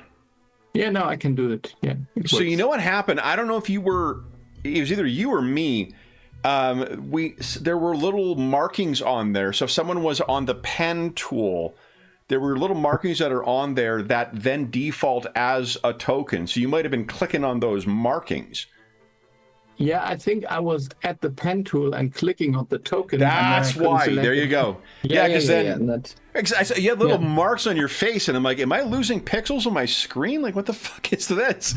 And then I was able to select them and delete them. So, yeah, that's hilarious. Yeah, now it works again. Yes. Yeah, always new ways to learn with Roll20. If we're not moving things with the measuring tool, we're moving things with the pen. All right. Then, so you guys make your way towards it. Again, he lives in a fairly affluent part of town. But by the way, I'm still wounded. I guess I can go back to wounded 0, yes?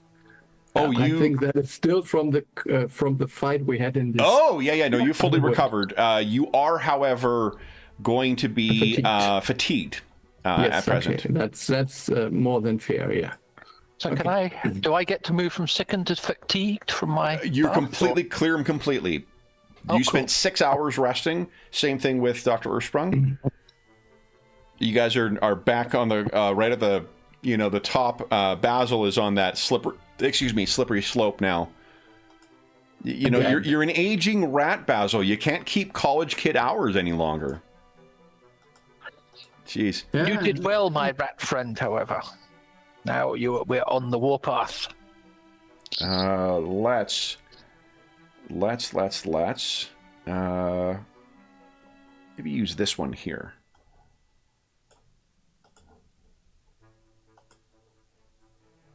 Yeah, that'll work. Get rid of you guys. I think this is near where the asylum is, right?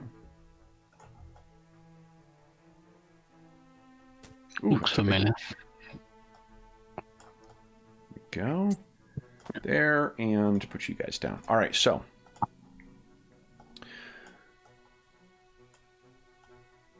he lives in effectively like the Paridar equivalent of kind of like a brownstone. So it's a expensive and like a more affluent neighborhood, but not like living in a mansion, kind of neighborhood. You've got your own freestanding building. It's beautiful. The Paridar Constabulary makes regular appearances, so to keep the riffraff out. But you guys are able to visit here, so. Anything special I need to know about how you intend on approaching his home, or are you just arriving and then heading up and knocking on the door?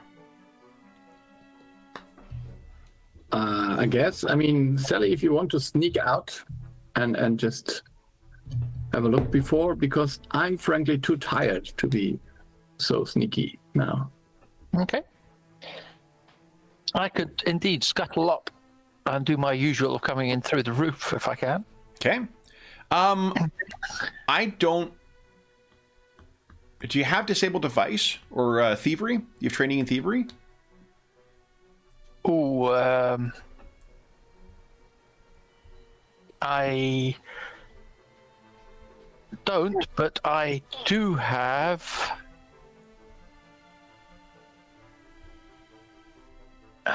which one is it? Iron Claw. Untried improvisation. Okay, what does that do? Can you click on it? That There we go. Nice. Nice. Excellent. Can you toggle that on the sheet automatically, or do you have to enter it manually? Oh, that's awesome. No, it automatically. Love it, love it. They got something like that in 5e, and the 5e sheet has like a, the bard thing that allows you to be half trained and everything. It's pretty cool.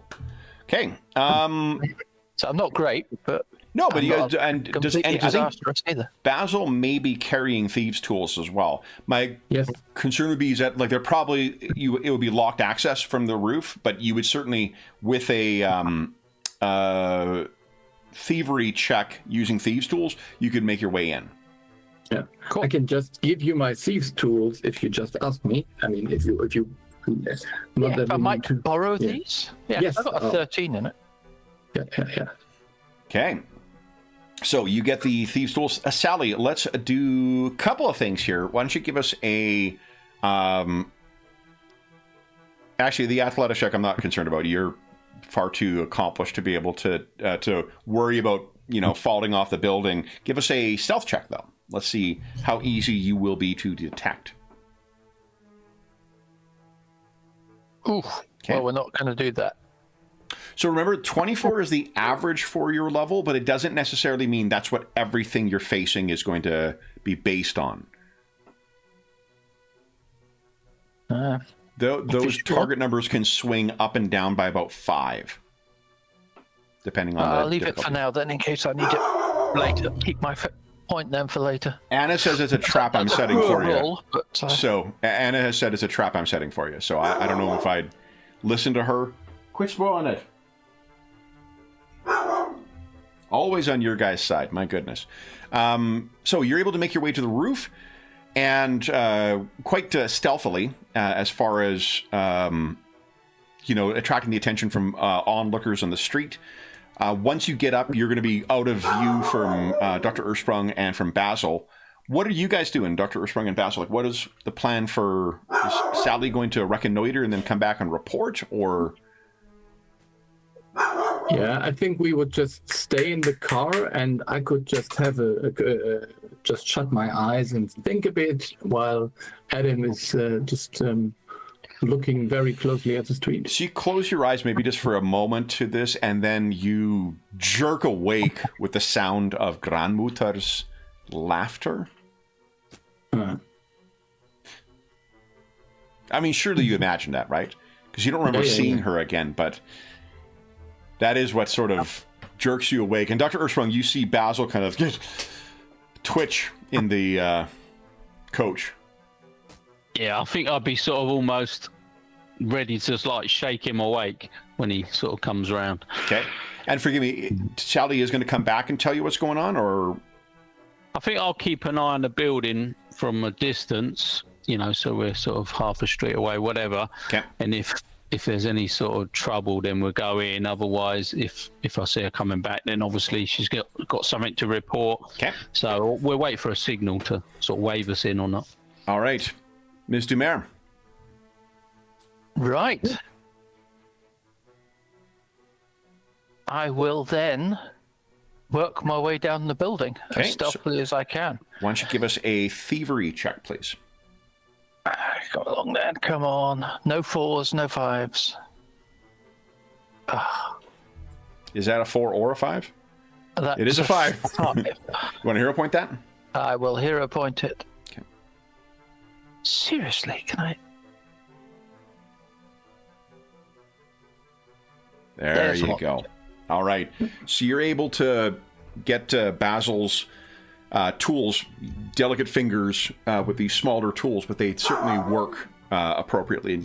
You're able to gain access to the building and slink your way inside. Let me just check one thing in a sinister way. Let me... because I've grown my beard back, I can stroke my beard in a sinister way now. Then, Sally, would you give us a perception check, please? Oh, that's not good. Stop making me roll. Oh. Okay. Sure, it's fine. I'm sure it's fine. My dice are so cold. You make your way down, and you sort of like via the attic first, and then down into sort of the top level of the building. And the top level seems undisturbed, but when you get down to, there are 3 stories in this, counting the main floor. When you get down to the second floor from the top, that's when you first see the disarray that is in here. It is clear that there was something has happened here that has involved some kind of violence of one way or another. Mm-hmm.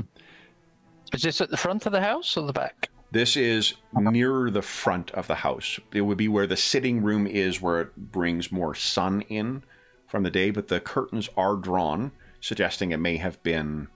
Hold on. Curtains drawn mean it's closed or it's open? Drawn means open, right? So the curtains are closed. Yeah, that's right. They're closed. Okay. Then I will sneak my way to the window. Okay. Open that up. And go, come on in. So they're a half a block down, though. So Yeah, give us a wave. Yeah. Then I'll do a wave out the window. Okay. Okay. Let's go. We'll drive down. So, you would know, Sally, just because it's a Paridar. This is a place that would definitely have servants. You have not yet cleared the place of potential servants. No. And so I will be on my... If I could be on more guard than I was before, I'll be on more guard.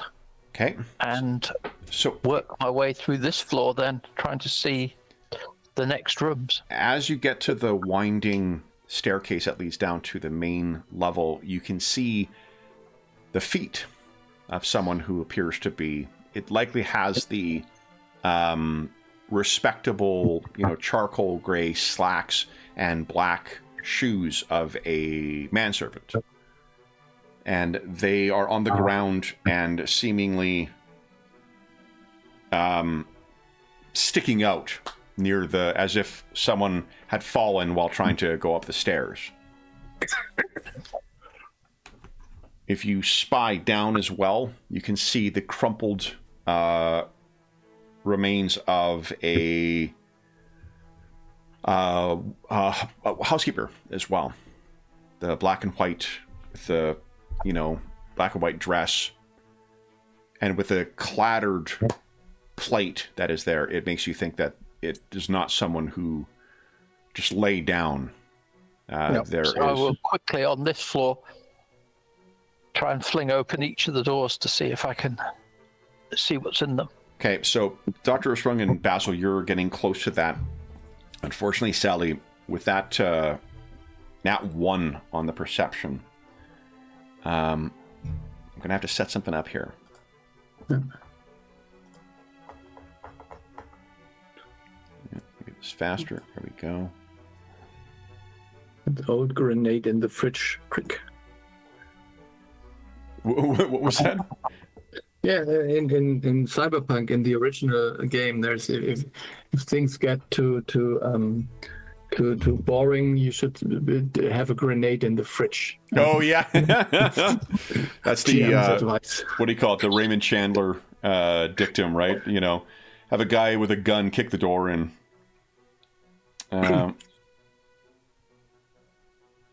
Yeah, okay, that's right.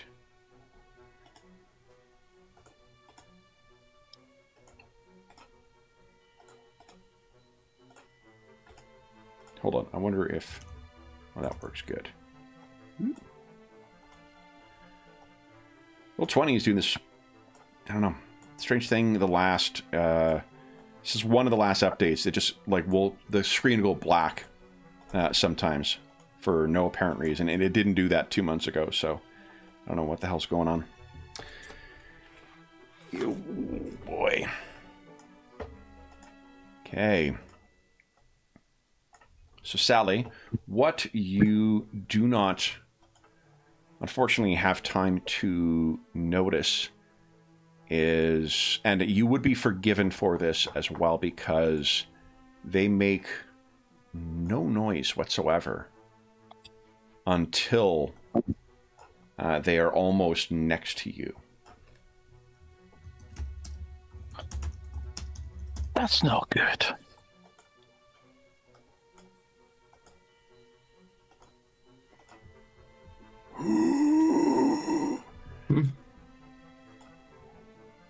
There are unquiet spirits in this house. Well. And they're sort of spread across the 3 levels at this point, so I'll just sort of stack them up. But, anyone remember how surprise works in this? I feel like it's like 1 action they get, but I don't remember if that's... I might be imposing something from a different game in here.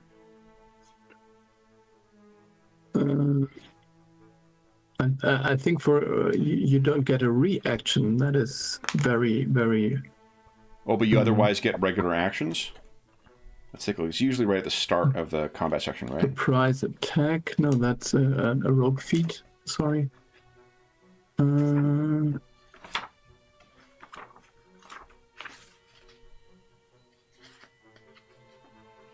Here, degrees of success, attack rolls, defenses, skill checks, damage rolls, communities. Because there isn't surprise is not. So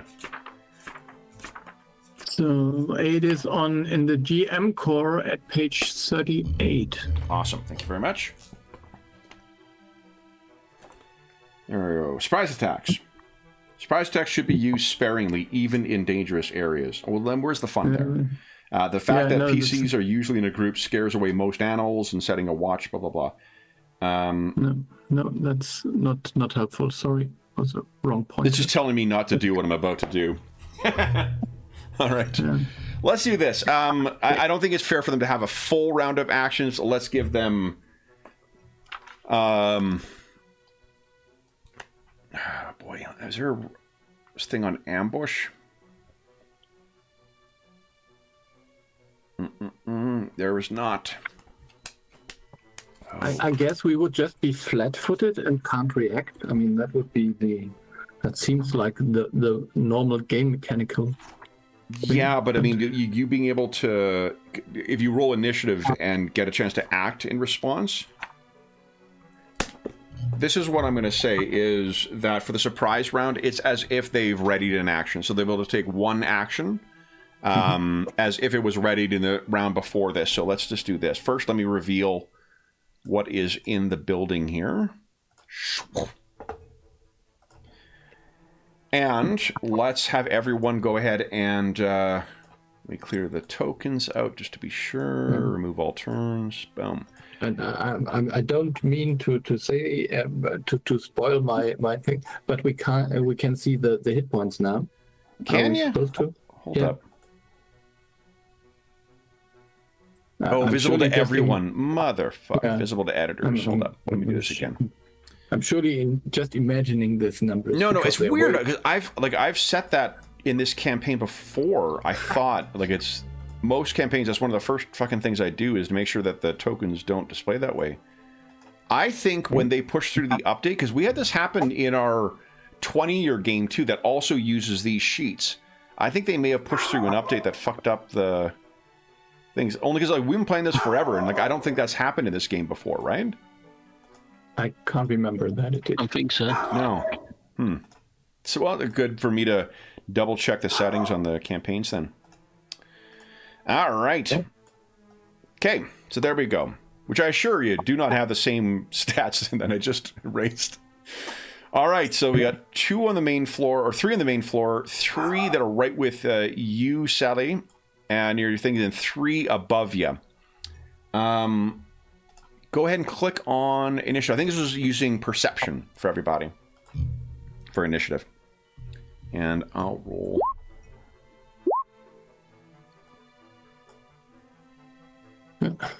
This was a rather good roll. Oh, nice. Of course. Okay. Yeah, but James, come on. I mean, just look at the Death Watch game and my initial luck. You're still better off. Okay. So then, seriously, rolling over 5 though would be good. Okay, so here's what I'd like you to do, Sally.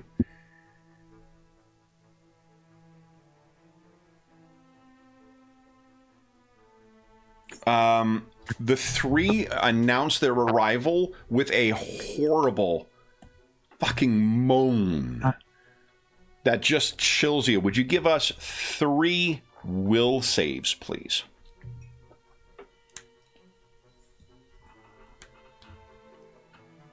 Yeah. Okay. Success. You are frightened 3 right now. And frightened goes down, I believe, once per round. Yeah. So you were just struck, but what that means is Basil and Dr. Earthsprung, as you're walking in, you can hear from inside this, unnatural howl and scream that comes from within. It sounds almost like a dog, but I appreciate her helping. Sally, so that is the extent of their readied actions. Let's go to the top of the round. Dr. Earthsprung, you are probably 2 moves away from the door. I think the first thing is I will charge Igor in, since I hear these sounds, these horrible screechings and such. Yeah. So I'll spend 2 of my actions to run Igor in. So Igor would take 2 actions to get up there, and there'll be 1 to open the door. Okay. Then you have what? 2 actions left? No, I spend 2 to give him 3, so he's inside, and then I just get to the door, I guess, or... You'd be 1 away from the door. Okay, 1 away from the door, yeah. Basil, what are you doing?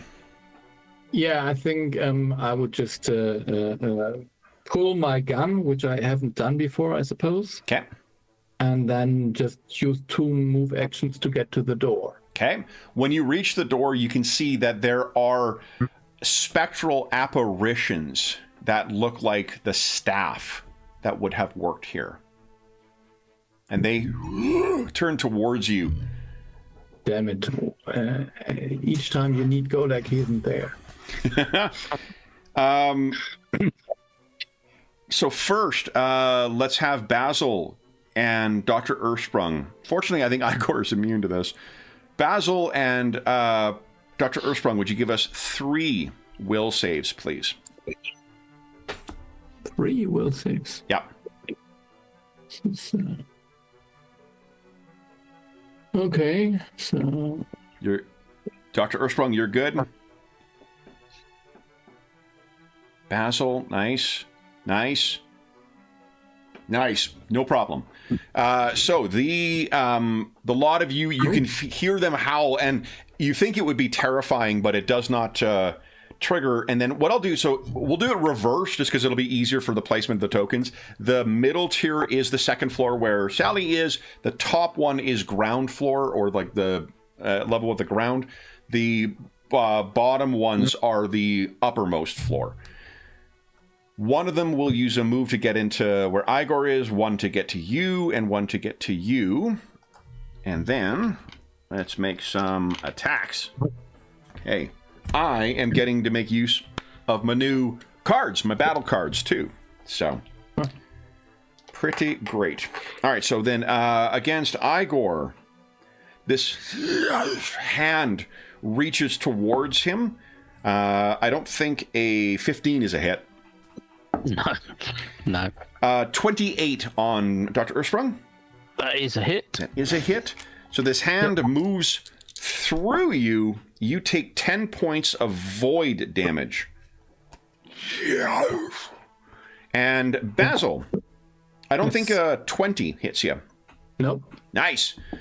Mr. Mayor, you are surrounded by the departed.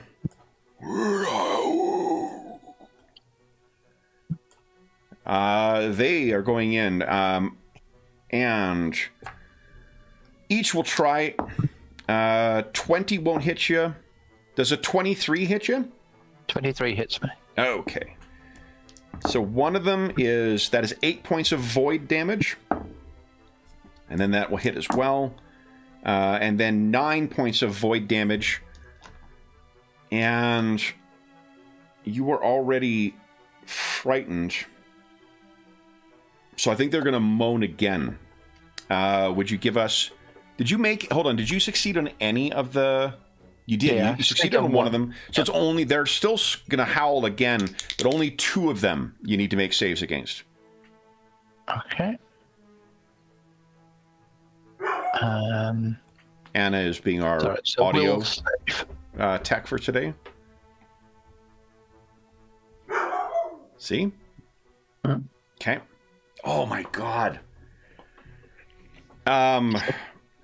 So you are frightened 6 right now. No. You're frightened 4. All right. And then these others are beginning to drift down towards the main floor where there are more people. 1, 2. Actually, there would be enough. So each of you has 2 of these spectral apparitions on you, other than Sally, who has drawn the attention of 3 of them. Curiously, Mr. Harker's image is not among these apparitions. Ms. Dumer. What are you doing? I will.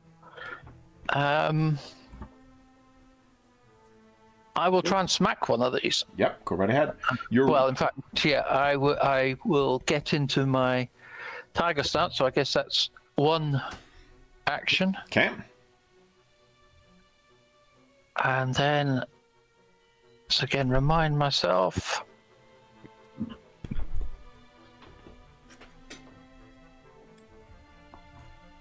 Yeah, no. I won't. Yeah, I'll do the flurry of blows on that. Okay. 1, and let's go through. So attack number 1.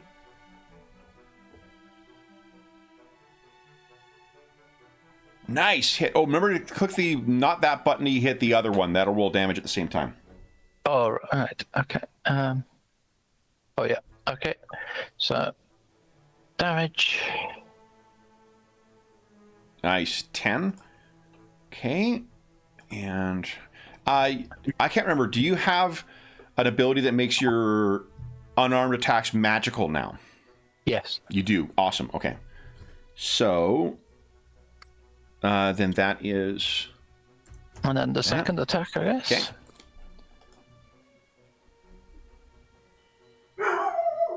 Anna says good luck. Nice. Yep. That is a hit as well.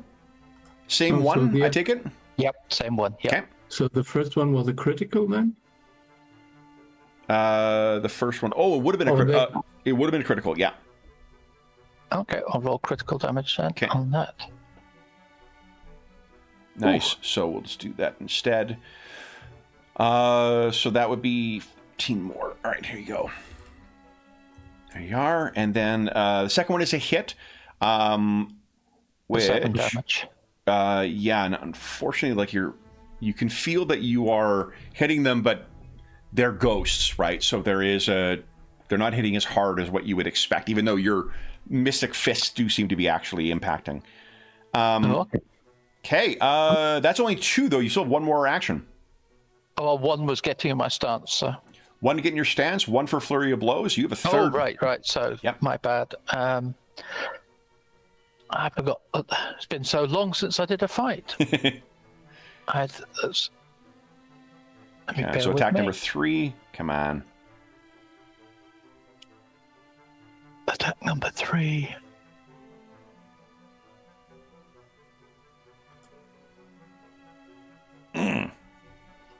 So that one is a Big miss. swing and a miss. Okay.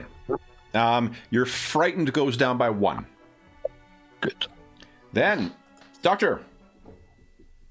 Yeah, I shall instruct Igor to swing away. So he's going to have 3 attacks. Go right ahead. So that's his first one. That is a hit, not a crit. But he is barely affecting these things. Next He attack. is magical now, though. Oh, does he count as magical? Okay. Yeah, now I'm 8th level. He's There you go. he's bumped up to incredible construct now. So his attack okay. scale is magical. There you go. That was the last upgrade. So his second attack is horrible miss. You want to hero point that? Yeah, I'm gonna re-roll that one. Nice! Another crit. Holy smokes. Okay, so that is 18. Look at this. And last but not least is his third attack, which is a horrible miss. Okay. Then you have, what, 1 more action? Yeah, I've just got 1. I'm just going to take a swing at this one in front of me then. Your hammer is not magical, right? I think all our weapons are magical because we decided to go with the auto rune thing. No, but that they don't count as magical though with that, or at least that's not my intent with it. Because otherwise, it invalidates spells like anything that gives you like a magical bonus. I wasn't sure because I think we talked about it before, but I can't remember what. But then, Oh, we I did. mean, Yeah, we then did we talk. would spend 50 gold pieces to get a rune that makes a magical thing. It's a little bit. Oh, right. You know, we went through this with. Yeah, I think you guys are. It does count as magical because we went through this with the fight with whatchamacallit, with the tulpa Gwendolyn, machine. Yeah, and Yeah. all those. Yeah. Okay, so then that is a. I had to wait. Yeah, I had to wait for Igor till I went up a level, but now I've Right, done right. that, Okay, yeah. so he has a hit. And anyway, I've got a specific Mystic Strikes thing as well. That's right. Yeah. Okay, That's me done. that's it. All right, Doctor Basil, what are you doing? Yeah, so that is unfortunate. So I could basically, although I'm in combat with one of those, I could aim at the one in front of Igor, couldn't I? You could, yeah. Yeah, but yeah, it seems like a bit clustered now because Sally is between us. But yeah, I would just try to hit this one here. Yeah. So, and I would just try to do the normal attack, Okay. the strategic one, hoping that this. You would be likely aware that these types of incorporeal things are likely immune to precision damage. So there would be no point in... Yeah. Okay. So. Okay. So, and I go for the weapon there. Okay. Then it should do. Nice! Critical hit. Go ahead and roll critical damage. Oh. Whew. 22. The first one, in a howl, dissipates. That is one action. You have two more. Okay, and then I would drop my gun and draw my short sword. Okay. And that's it. Nice. You need not drop your gun also, because you can pull. Yeah. Okay. You got two hands. Yeah. Okay. So, but pulling it would be one action, and then I couldn't attack with. Correct. Yeah. Oh no, you could attack with your final action. It'll just be Okay. It's your second attack though, so you use attack number two. Yeah. Okay. So then I would second attack the one in front of me. I guess. Got it. So let's see if that works. That is a hit. Nice. So that is. There we go. Anna says congratulations. Okay. All right. Their turn. All right. So we have. Ms. Dumer is still subject to two of their howls. Sally, give us two more will saves, please. As they continue moaning away. Lamenting their fate. Can you hear them? The baying of the dead. Did I say dead? I meant dog. Go. Oh my god. Okay. You do have a hero point. Everyone would have got hero point at 2 o'clock. I forgot to give it to you. Do you want a hero point one of those?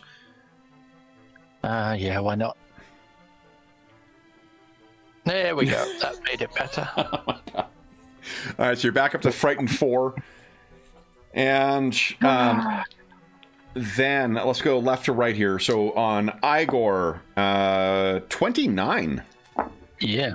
That's 12 points of void damage. 20 on the nose, 2-0.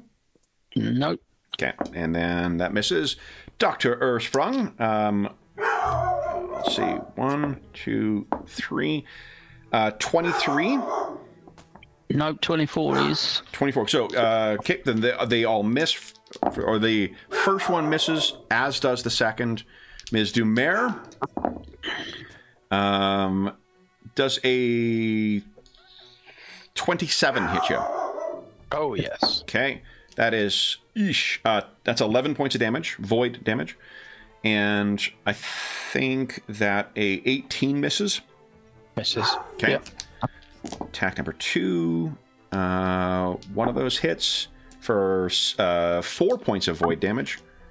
And then the final one, those all miss. Mr. Rathbone.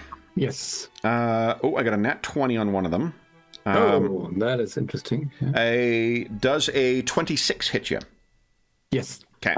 So you take, that is 6 points of void damage. And then 18 points of void damage. Okay. And then the final one, see, misses you altogether. Yeah, okay. Okay. Then it is Ms. Dumer. What are you doing? I will try and smack the one that's I've hit before. Yeah, you got it. So, flurry of blows. Oops. There it comes big. So that one's a miss. Attack number Next 2. one. It's a miss, and let's just go through the A full Dumer. pointlessness. That one hits. Bizarrely. Okay. And then one more on number 3. No, that was it. Those You, are my 3 attacks. if you're doing a full Dumer, one action to do a flurry of blows. Second action does a second attack. Oh, yeah. sorry. Your full my Dumer bad, is yeah, where you sorry. go the 4 attacks. It's so. That is a miss as well. All right. So, I mean, you're beset by these things and your mind is so ill at ease from those howls. It's perhaps unsurprising. Dr. Ursprung, what are you doing? I shall let Igor continue his attack on this first one. Okay. Go. Oh, that's so close. You want to hear a point that? Yeah, I'll re-roll that one. Okay. Oh, he's cut 19. Okay. So that's the first one. Second attack. It's getting worse. Number And 3. his third attack. Oh, close, but no Close. cigar. All right. And then just myself Okay. take a swing. That is a hit. That's nearly a crit, too. That's better. Okay. Do you only have the one attack? Well, I only had one action left. Oh, okay. 'cause Got I it. gave 2 to Basil, Igor. what are you doing? Yeah, I think. Gosh. I'm. Can I move over to Adam because he seems to be some. I don't know. I just fight the one in front of me first, I think, and then. Well, let's go. So yeah, and I will just attack because. Here we go. That's no time for subtleness. Nice! Another crit. Go ahead and roll damage. Yeah, it's 20. Good stuff. Look at this. Attack number 2. Yeah, second attack. That's also a hit. Not quite as impressive and does not seem to affect it at all. That is unfortunate, but I will go for last one. That's a hit. Excellent. Nicely done. All right. Then it is their turn once again. I'll go the reverse order. So Basil, hit, and miss. So that is 6 void and 8 void. A miss. And then Sally. Oh, there's still 2 that affect. Give us 2 will saves. Of course. Continue howling away to keep that frightened up. Okay, no. Okay, so back up to 4. But I think 25. Does that miss you? That hits me. That hits you. That is 8 more void damage. And there's only 2 actually. One of those hits for sure. 8 more void damage. Does a 26 hits you, yeah. 9 more void damage. And 23. Yep, that's a hit. Fucking hell. That is 7 more void damage. And then on Dr. Ursprung, 19 doesn't hit you, right? No, 24. 24 we need. Oh, so it gets you 1 time. That's 6 void damage on you. And then on Igor, 21 doesn't hit him, right? No, 22 he is. Okay, that's it. Ms. Dumer. And I guess I'll try and hit the one in front of me. Okay, come on.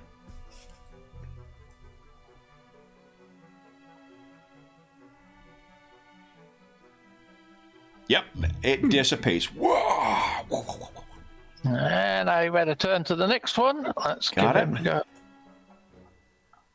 go. And the next. That is a hit. Ooh. That's a good one, too. Holy smokes. Okay. Oh, missed. All right. Dr. Ursprung. Okay. Once again, Igor will lead off. Solid hit. Holy smokes. Okay. Then swing again. Another hit. That's a good one. And third. No. Okay. Dr. Ursprung. And it's just my one attack from myself. That is a crit. Go ahead and roll crit damage. It's less than normal damage. Brutal. Yeah, it's rough when it does that. All right. So that is... It is rolling the right numbers for crit, right? Yeah, I think so. It's just got a load of hits, maxims with the normal. I don't think it is. Is it not? Because it's rolling 1d8. Your Well, it's weapon got a does time- 2d8 now. But times 2. If you hover out over the... But it's times 2, but it should be 2d8 times 2. So how's that? Because if you hover over your damage of the weapon is 2d8 plus 1 plus 4, right? And the critical damage is rolling it off of 1d8 plus 1.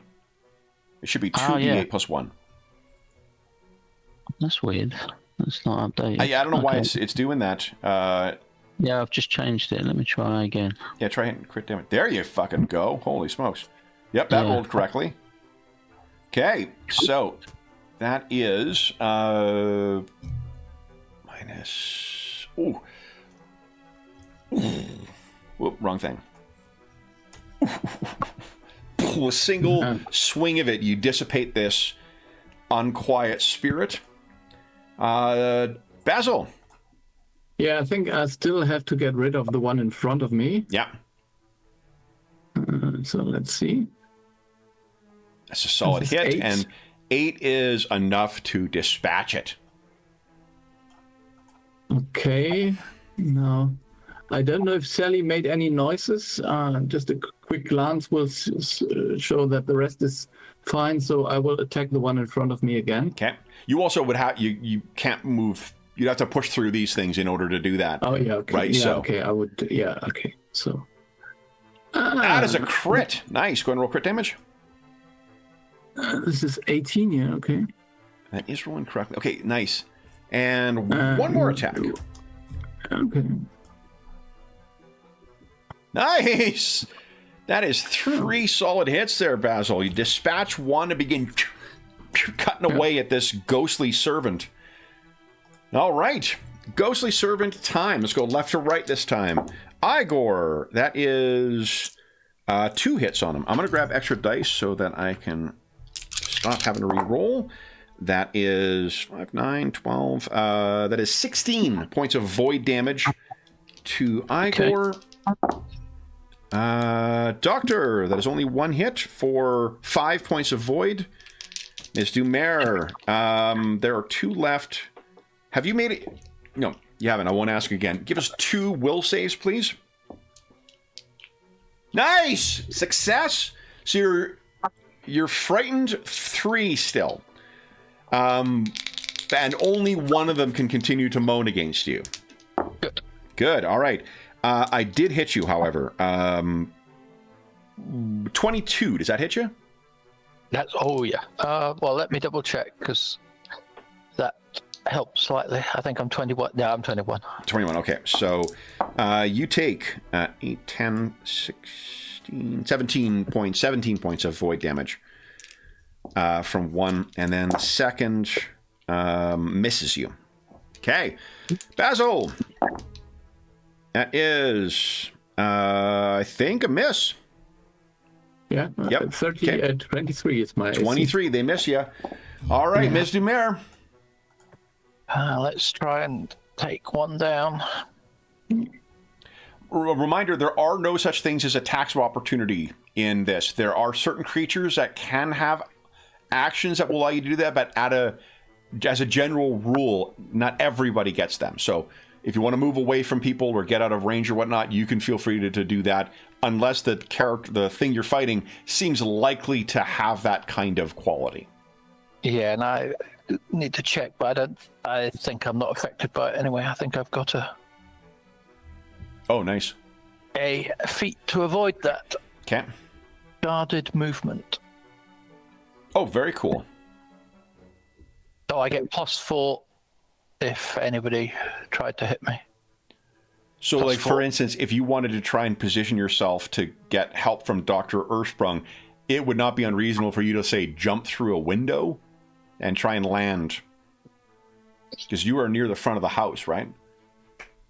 Okay, let's see what's my jumping like. No, actually, but I'm all right. I'm on the first floor, right? So that's fine. Yeah. That's European first floor for those listening at home. We're in North America.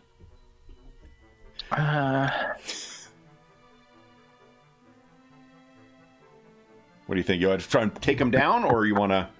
You also have your shield, right? You've got your aqua shield. You haven't used it.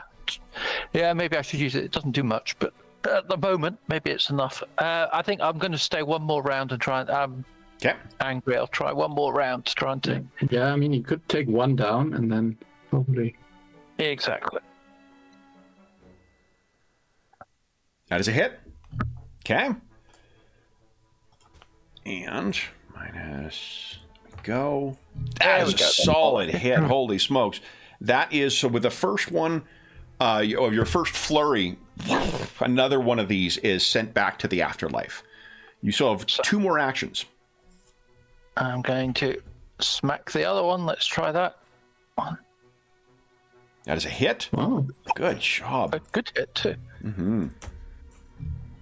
One more action. Yeah.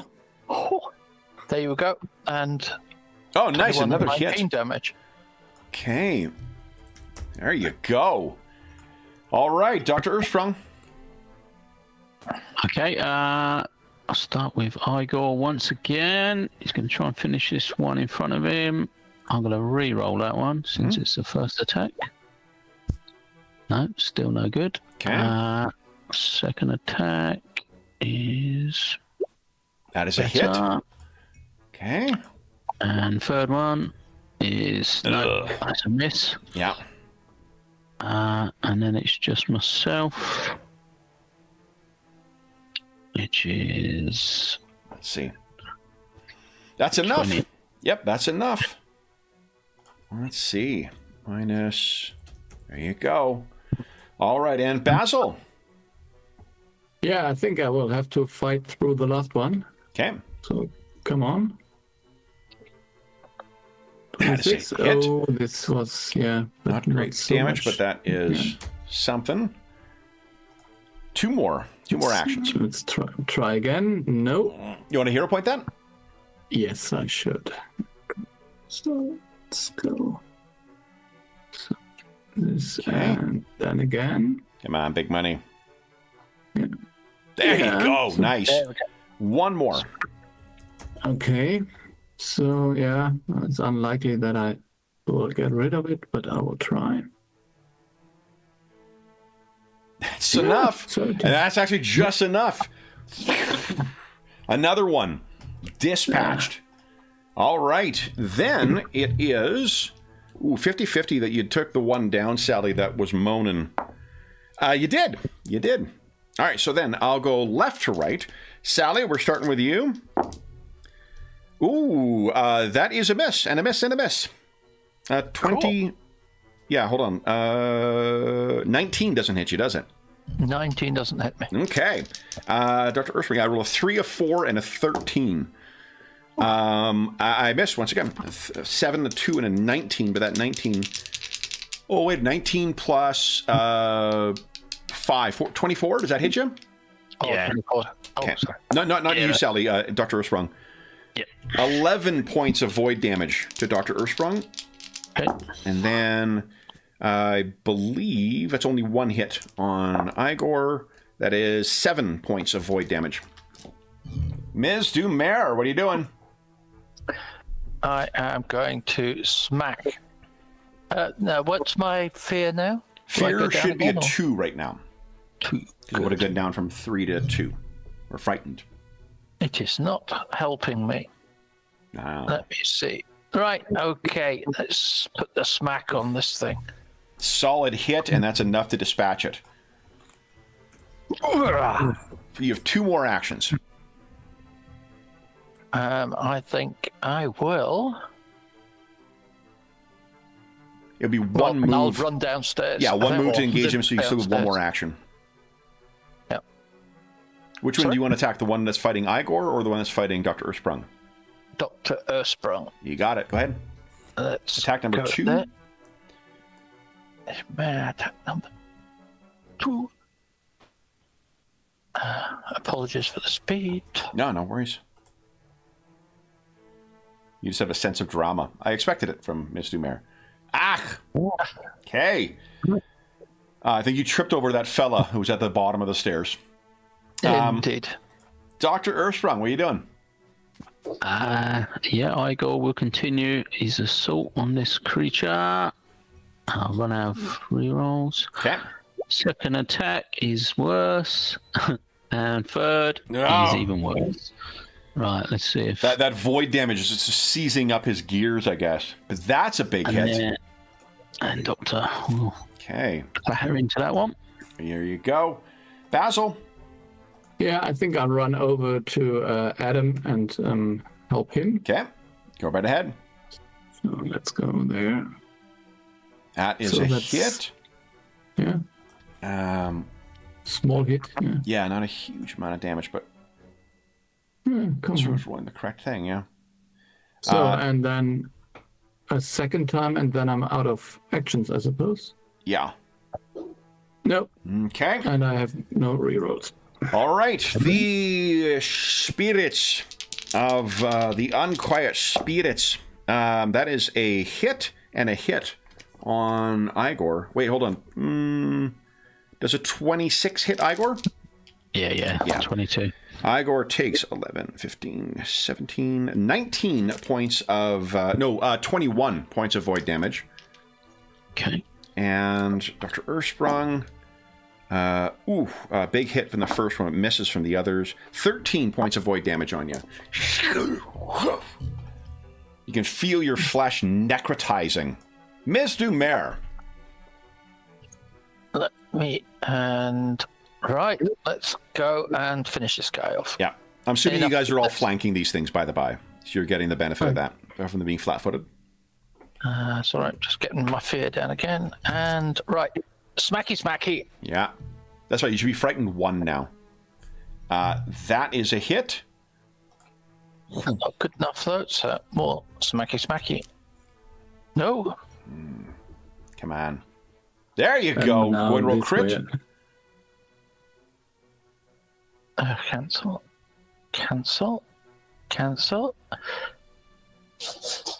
Oh yeah. There you Yes. go. You have 1 more action. I think the other one's within reach. One more. Come on. Let's. That's a hit. And that is enough to dispatch it, too. All I'm in a right. bad mood. So, with the last one down, that leaves a chill in the air. And you can still hear the sounds of those departed spirits from elsewhere in the house. Genuinely one of the worst sound effects I've made in this channel's history. Boo, Madison. Your haunted house sucks. Now, you have time. Do you want to go in immediately? Do you want to affect battlefield medicine before you go in? What do you want to do? I think I'll try and patch up Sally and Basil before we go. With battlefield, or to take 6 seconds, or to take 10 minutes? No, I'll do battle medicine on both. Okay. So I'll do a guaranteed roll of 20, and so Sally gets 19, and then Basil gets 16. Okay. So, as good as new. Okay. Thank you. Yeah. Do you want to do it for yourself as well? Yeah, we'll do it. And And I think we ruled it because your crafting training. You could do that with Igor as well. yeah, so I get 17, and then Igor gets 24. Nice. Okay. I mean, he keeps Dr. Earthsprung keeps suggesting he'll have better effects on you if he just starts replacing your limbs with Coalpunk equivalents. But you guys, you know, it's a difficult decision. You know, no one should be rushing to it. All right. Then, what do you guys would like to do next? Yeah. Is something strange in this house? Maybe all the dead bodies or something like that? There are a lot of dead bodies. We come too late, so let's just look for any clues to where they might have gone. I mean, that's my idea. Just try to picture what's going on and maybe try to find some clues, like I don't know, some footprint or something just because. So as you guys make your way inside, would you each give us a perception roll, please? Mm-hmm.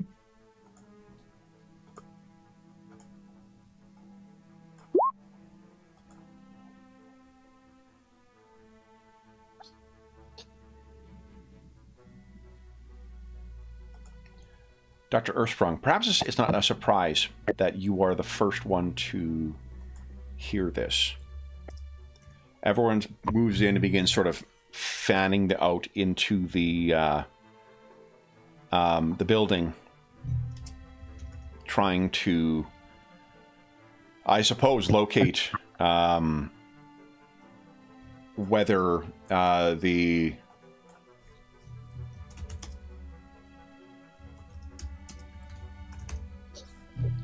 whether Mr. Harker's body is among those that is within here. And Dr. Earthsprung, you were the one who sort of hears first the kind of, which should have happened long ago if everyone is dead in here. And unsurprisingly, you're able to very quickly identify 9 staff that were in here, all dead, all matching the visages that you saw among those spectral spirits. But you hear from one of the fallen butlers a death rattle.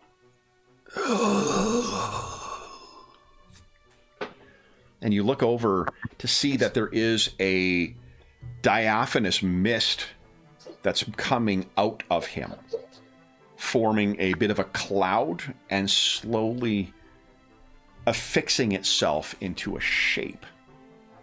You will only be able to see this from the waist up. And unless anyone does speak Orcish, you will not understand, do you? It might be true that I speak Orcish. Yes, I do. And this is the image. Again, you will not see it in color, but he will be in a diaphanous form.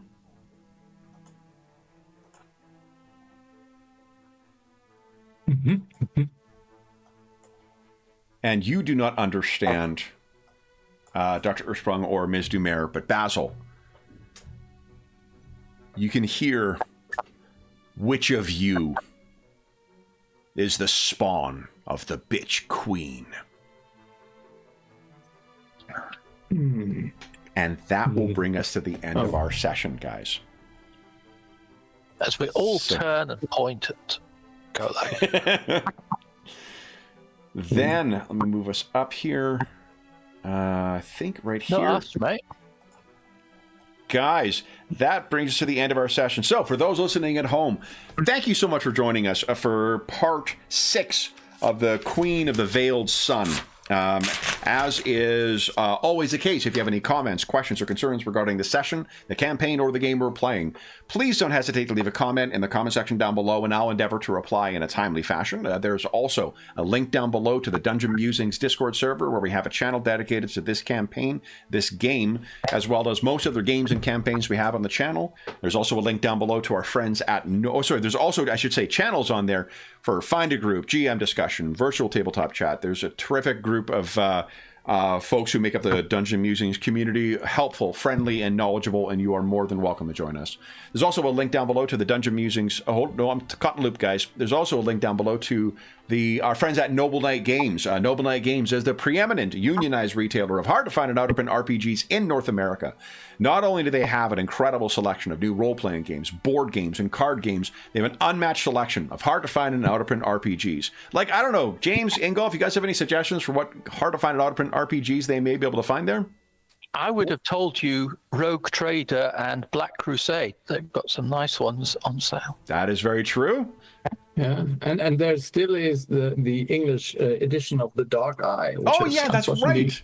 Yeah, The gone Dark out Eye. of print, I suppose. From yes. Ulysses Spiele, that is correct. Yeah. If they do not have something in their extensive catalog in stock, then you can put it on a want list and they'll send you an email when it comes in. And if you make a purchase of $10 or more through their website, be sure to enter the code MuserNight, all caps, all one word. It's in the description of the video. That'll save you 10% on any purchase of $10 or more. If you if you're listening to this after July 15, 2025, come back to one of our more recent videos, see what the current discount code is there, because it does change from time to time. In addition, in 1 week's time, actually 6 days, we'll be having the first of our charity marathon streams, a 16-hour stream playing Free League's Dragonbane in a custom setting, original adventure called The Doom of Drakengräb, 16 hours, 4 parts, 6 players, 1 muser, and donors to the Hero Save Villages campaign are able to claim rewards in order to affect the play at the campaign too. So Saturday, May 31st, from 8 a.m. CST to midnight CST. We will be streaming that. We have a terrific group of players who are going to be playing in that. We have an adventure that hopefully will be a lot of fun to follow along. And all donations will be in support of the SOS Children's Villages International Charity, as is often the case with us. So if you want to join us for part of that day or all of that day, you are welcome to do so. You need not make a donation in order to participate. We welcome you in chat to join us on this marathon slog. And if you do make a donation, though, you will be able to affect gameplay, making things easier, more difficult, or even just more interesting for the players. The last thing I will say is a huge thank you to our stalwart players from today. So Darren, James, and Ingolf, thank you so much for playing today, guys. I'm very sorry for what you're about to find in the home, but I'm sure you guys will be able to. I mean, you guys took the time to heal up before we started this next encounter. Let me just check your health. Oh, no. Well, you have Golag, I'm sure, so you guys will be... I'm sure at least someone will be able to warn the next party. But in any event, we'll be back in 2 weeks' time. But until then, we hope that we gave you a few hours to take your mind off the troubles of our world and think about the troubles that our stalwart illuminators are uncovering as they're simply trying to find the answer. What is the deal with Golag's mother's lover? And until we see you again, stay safe, stay healthy, and happy gaming.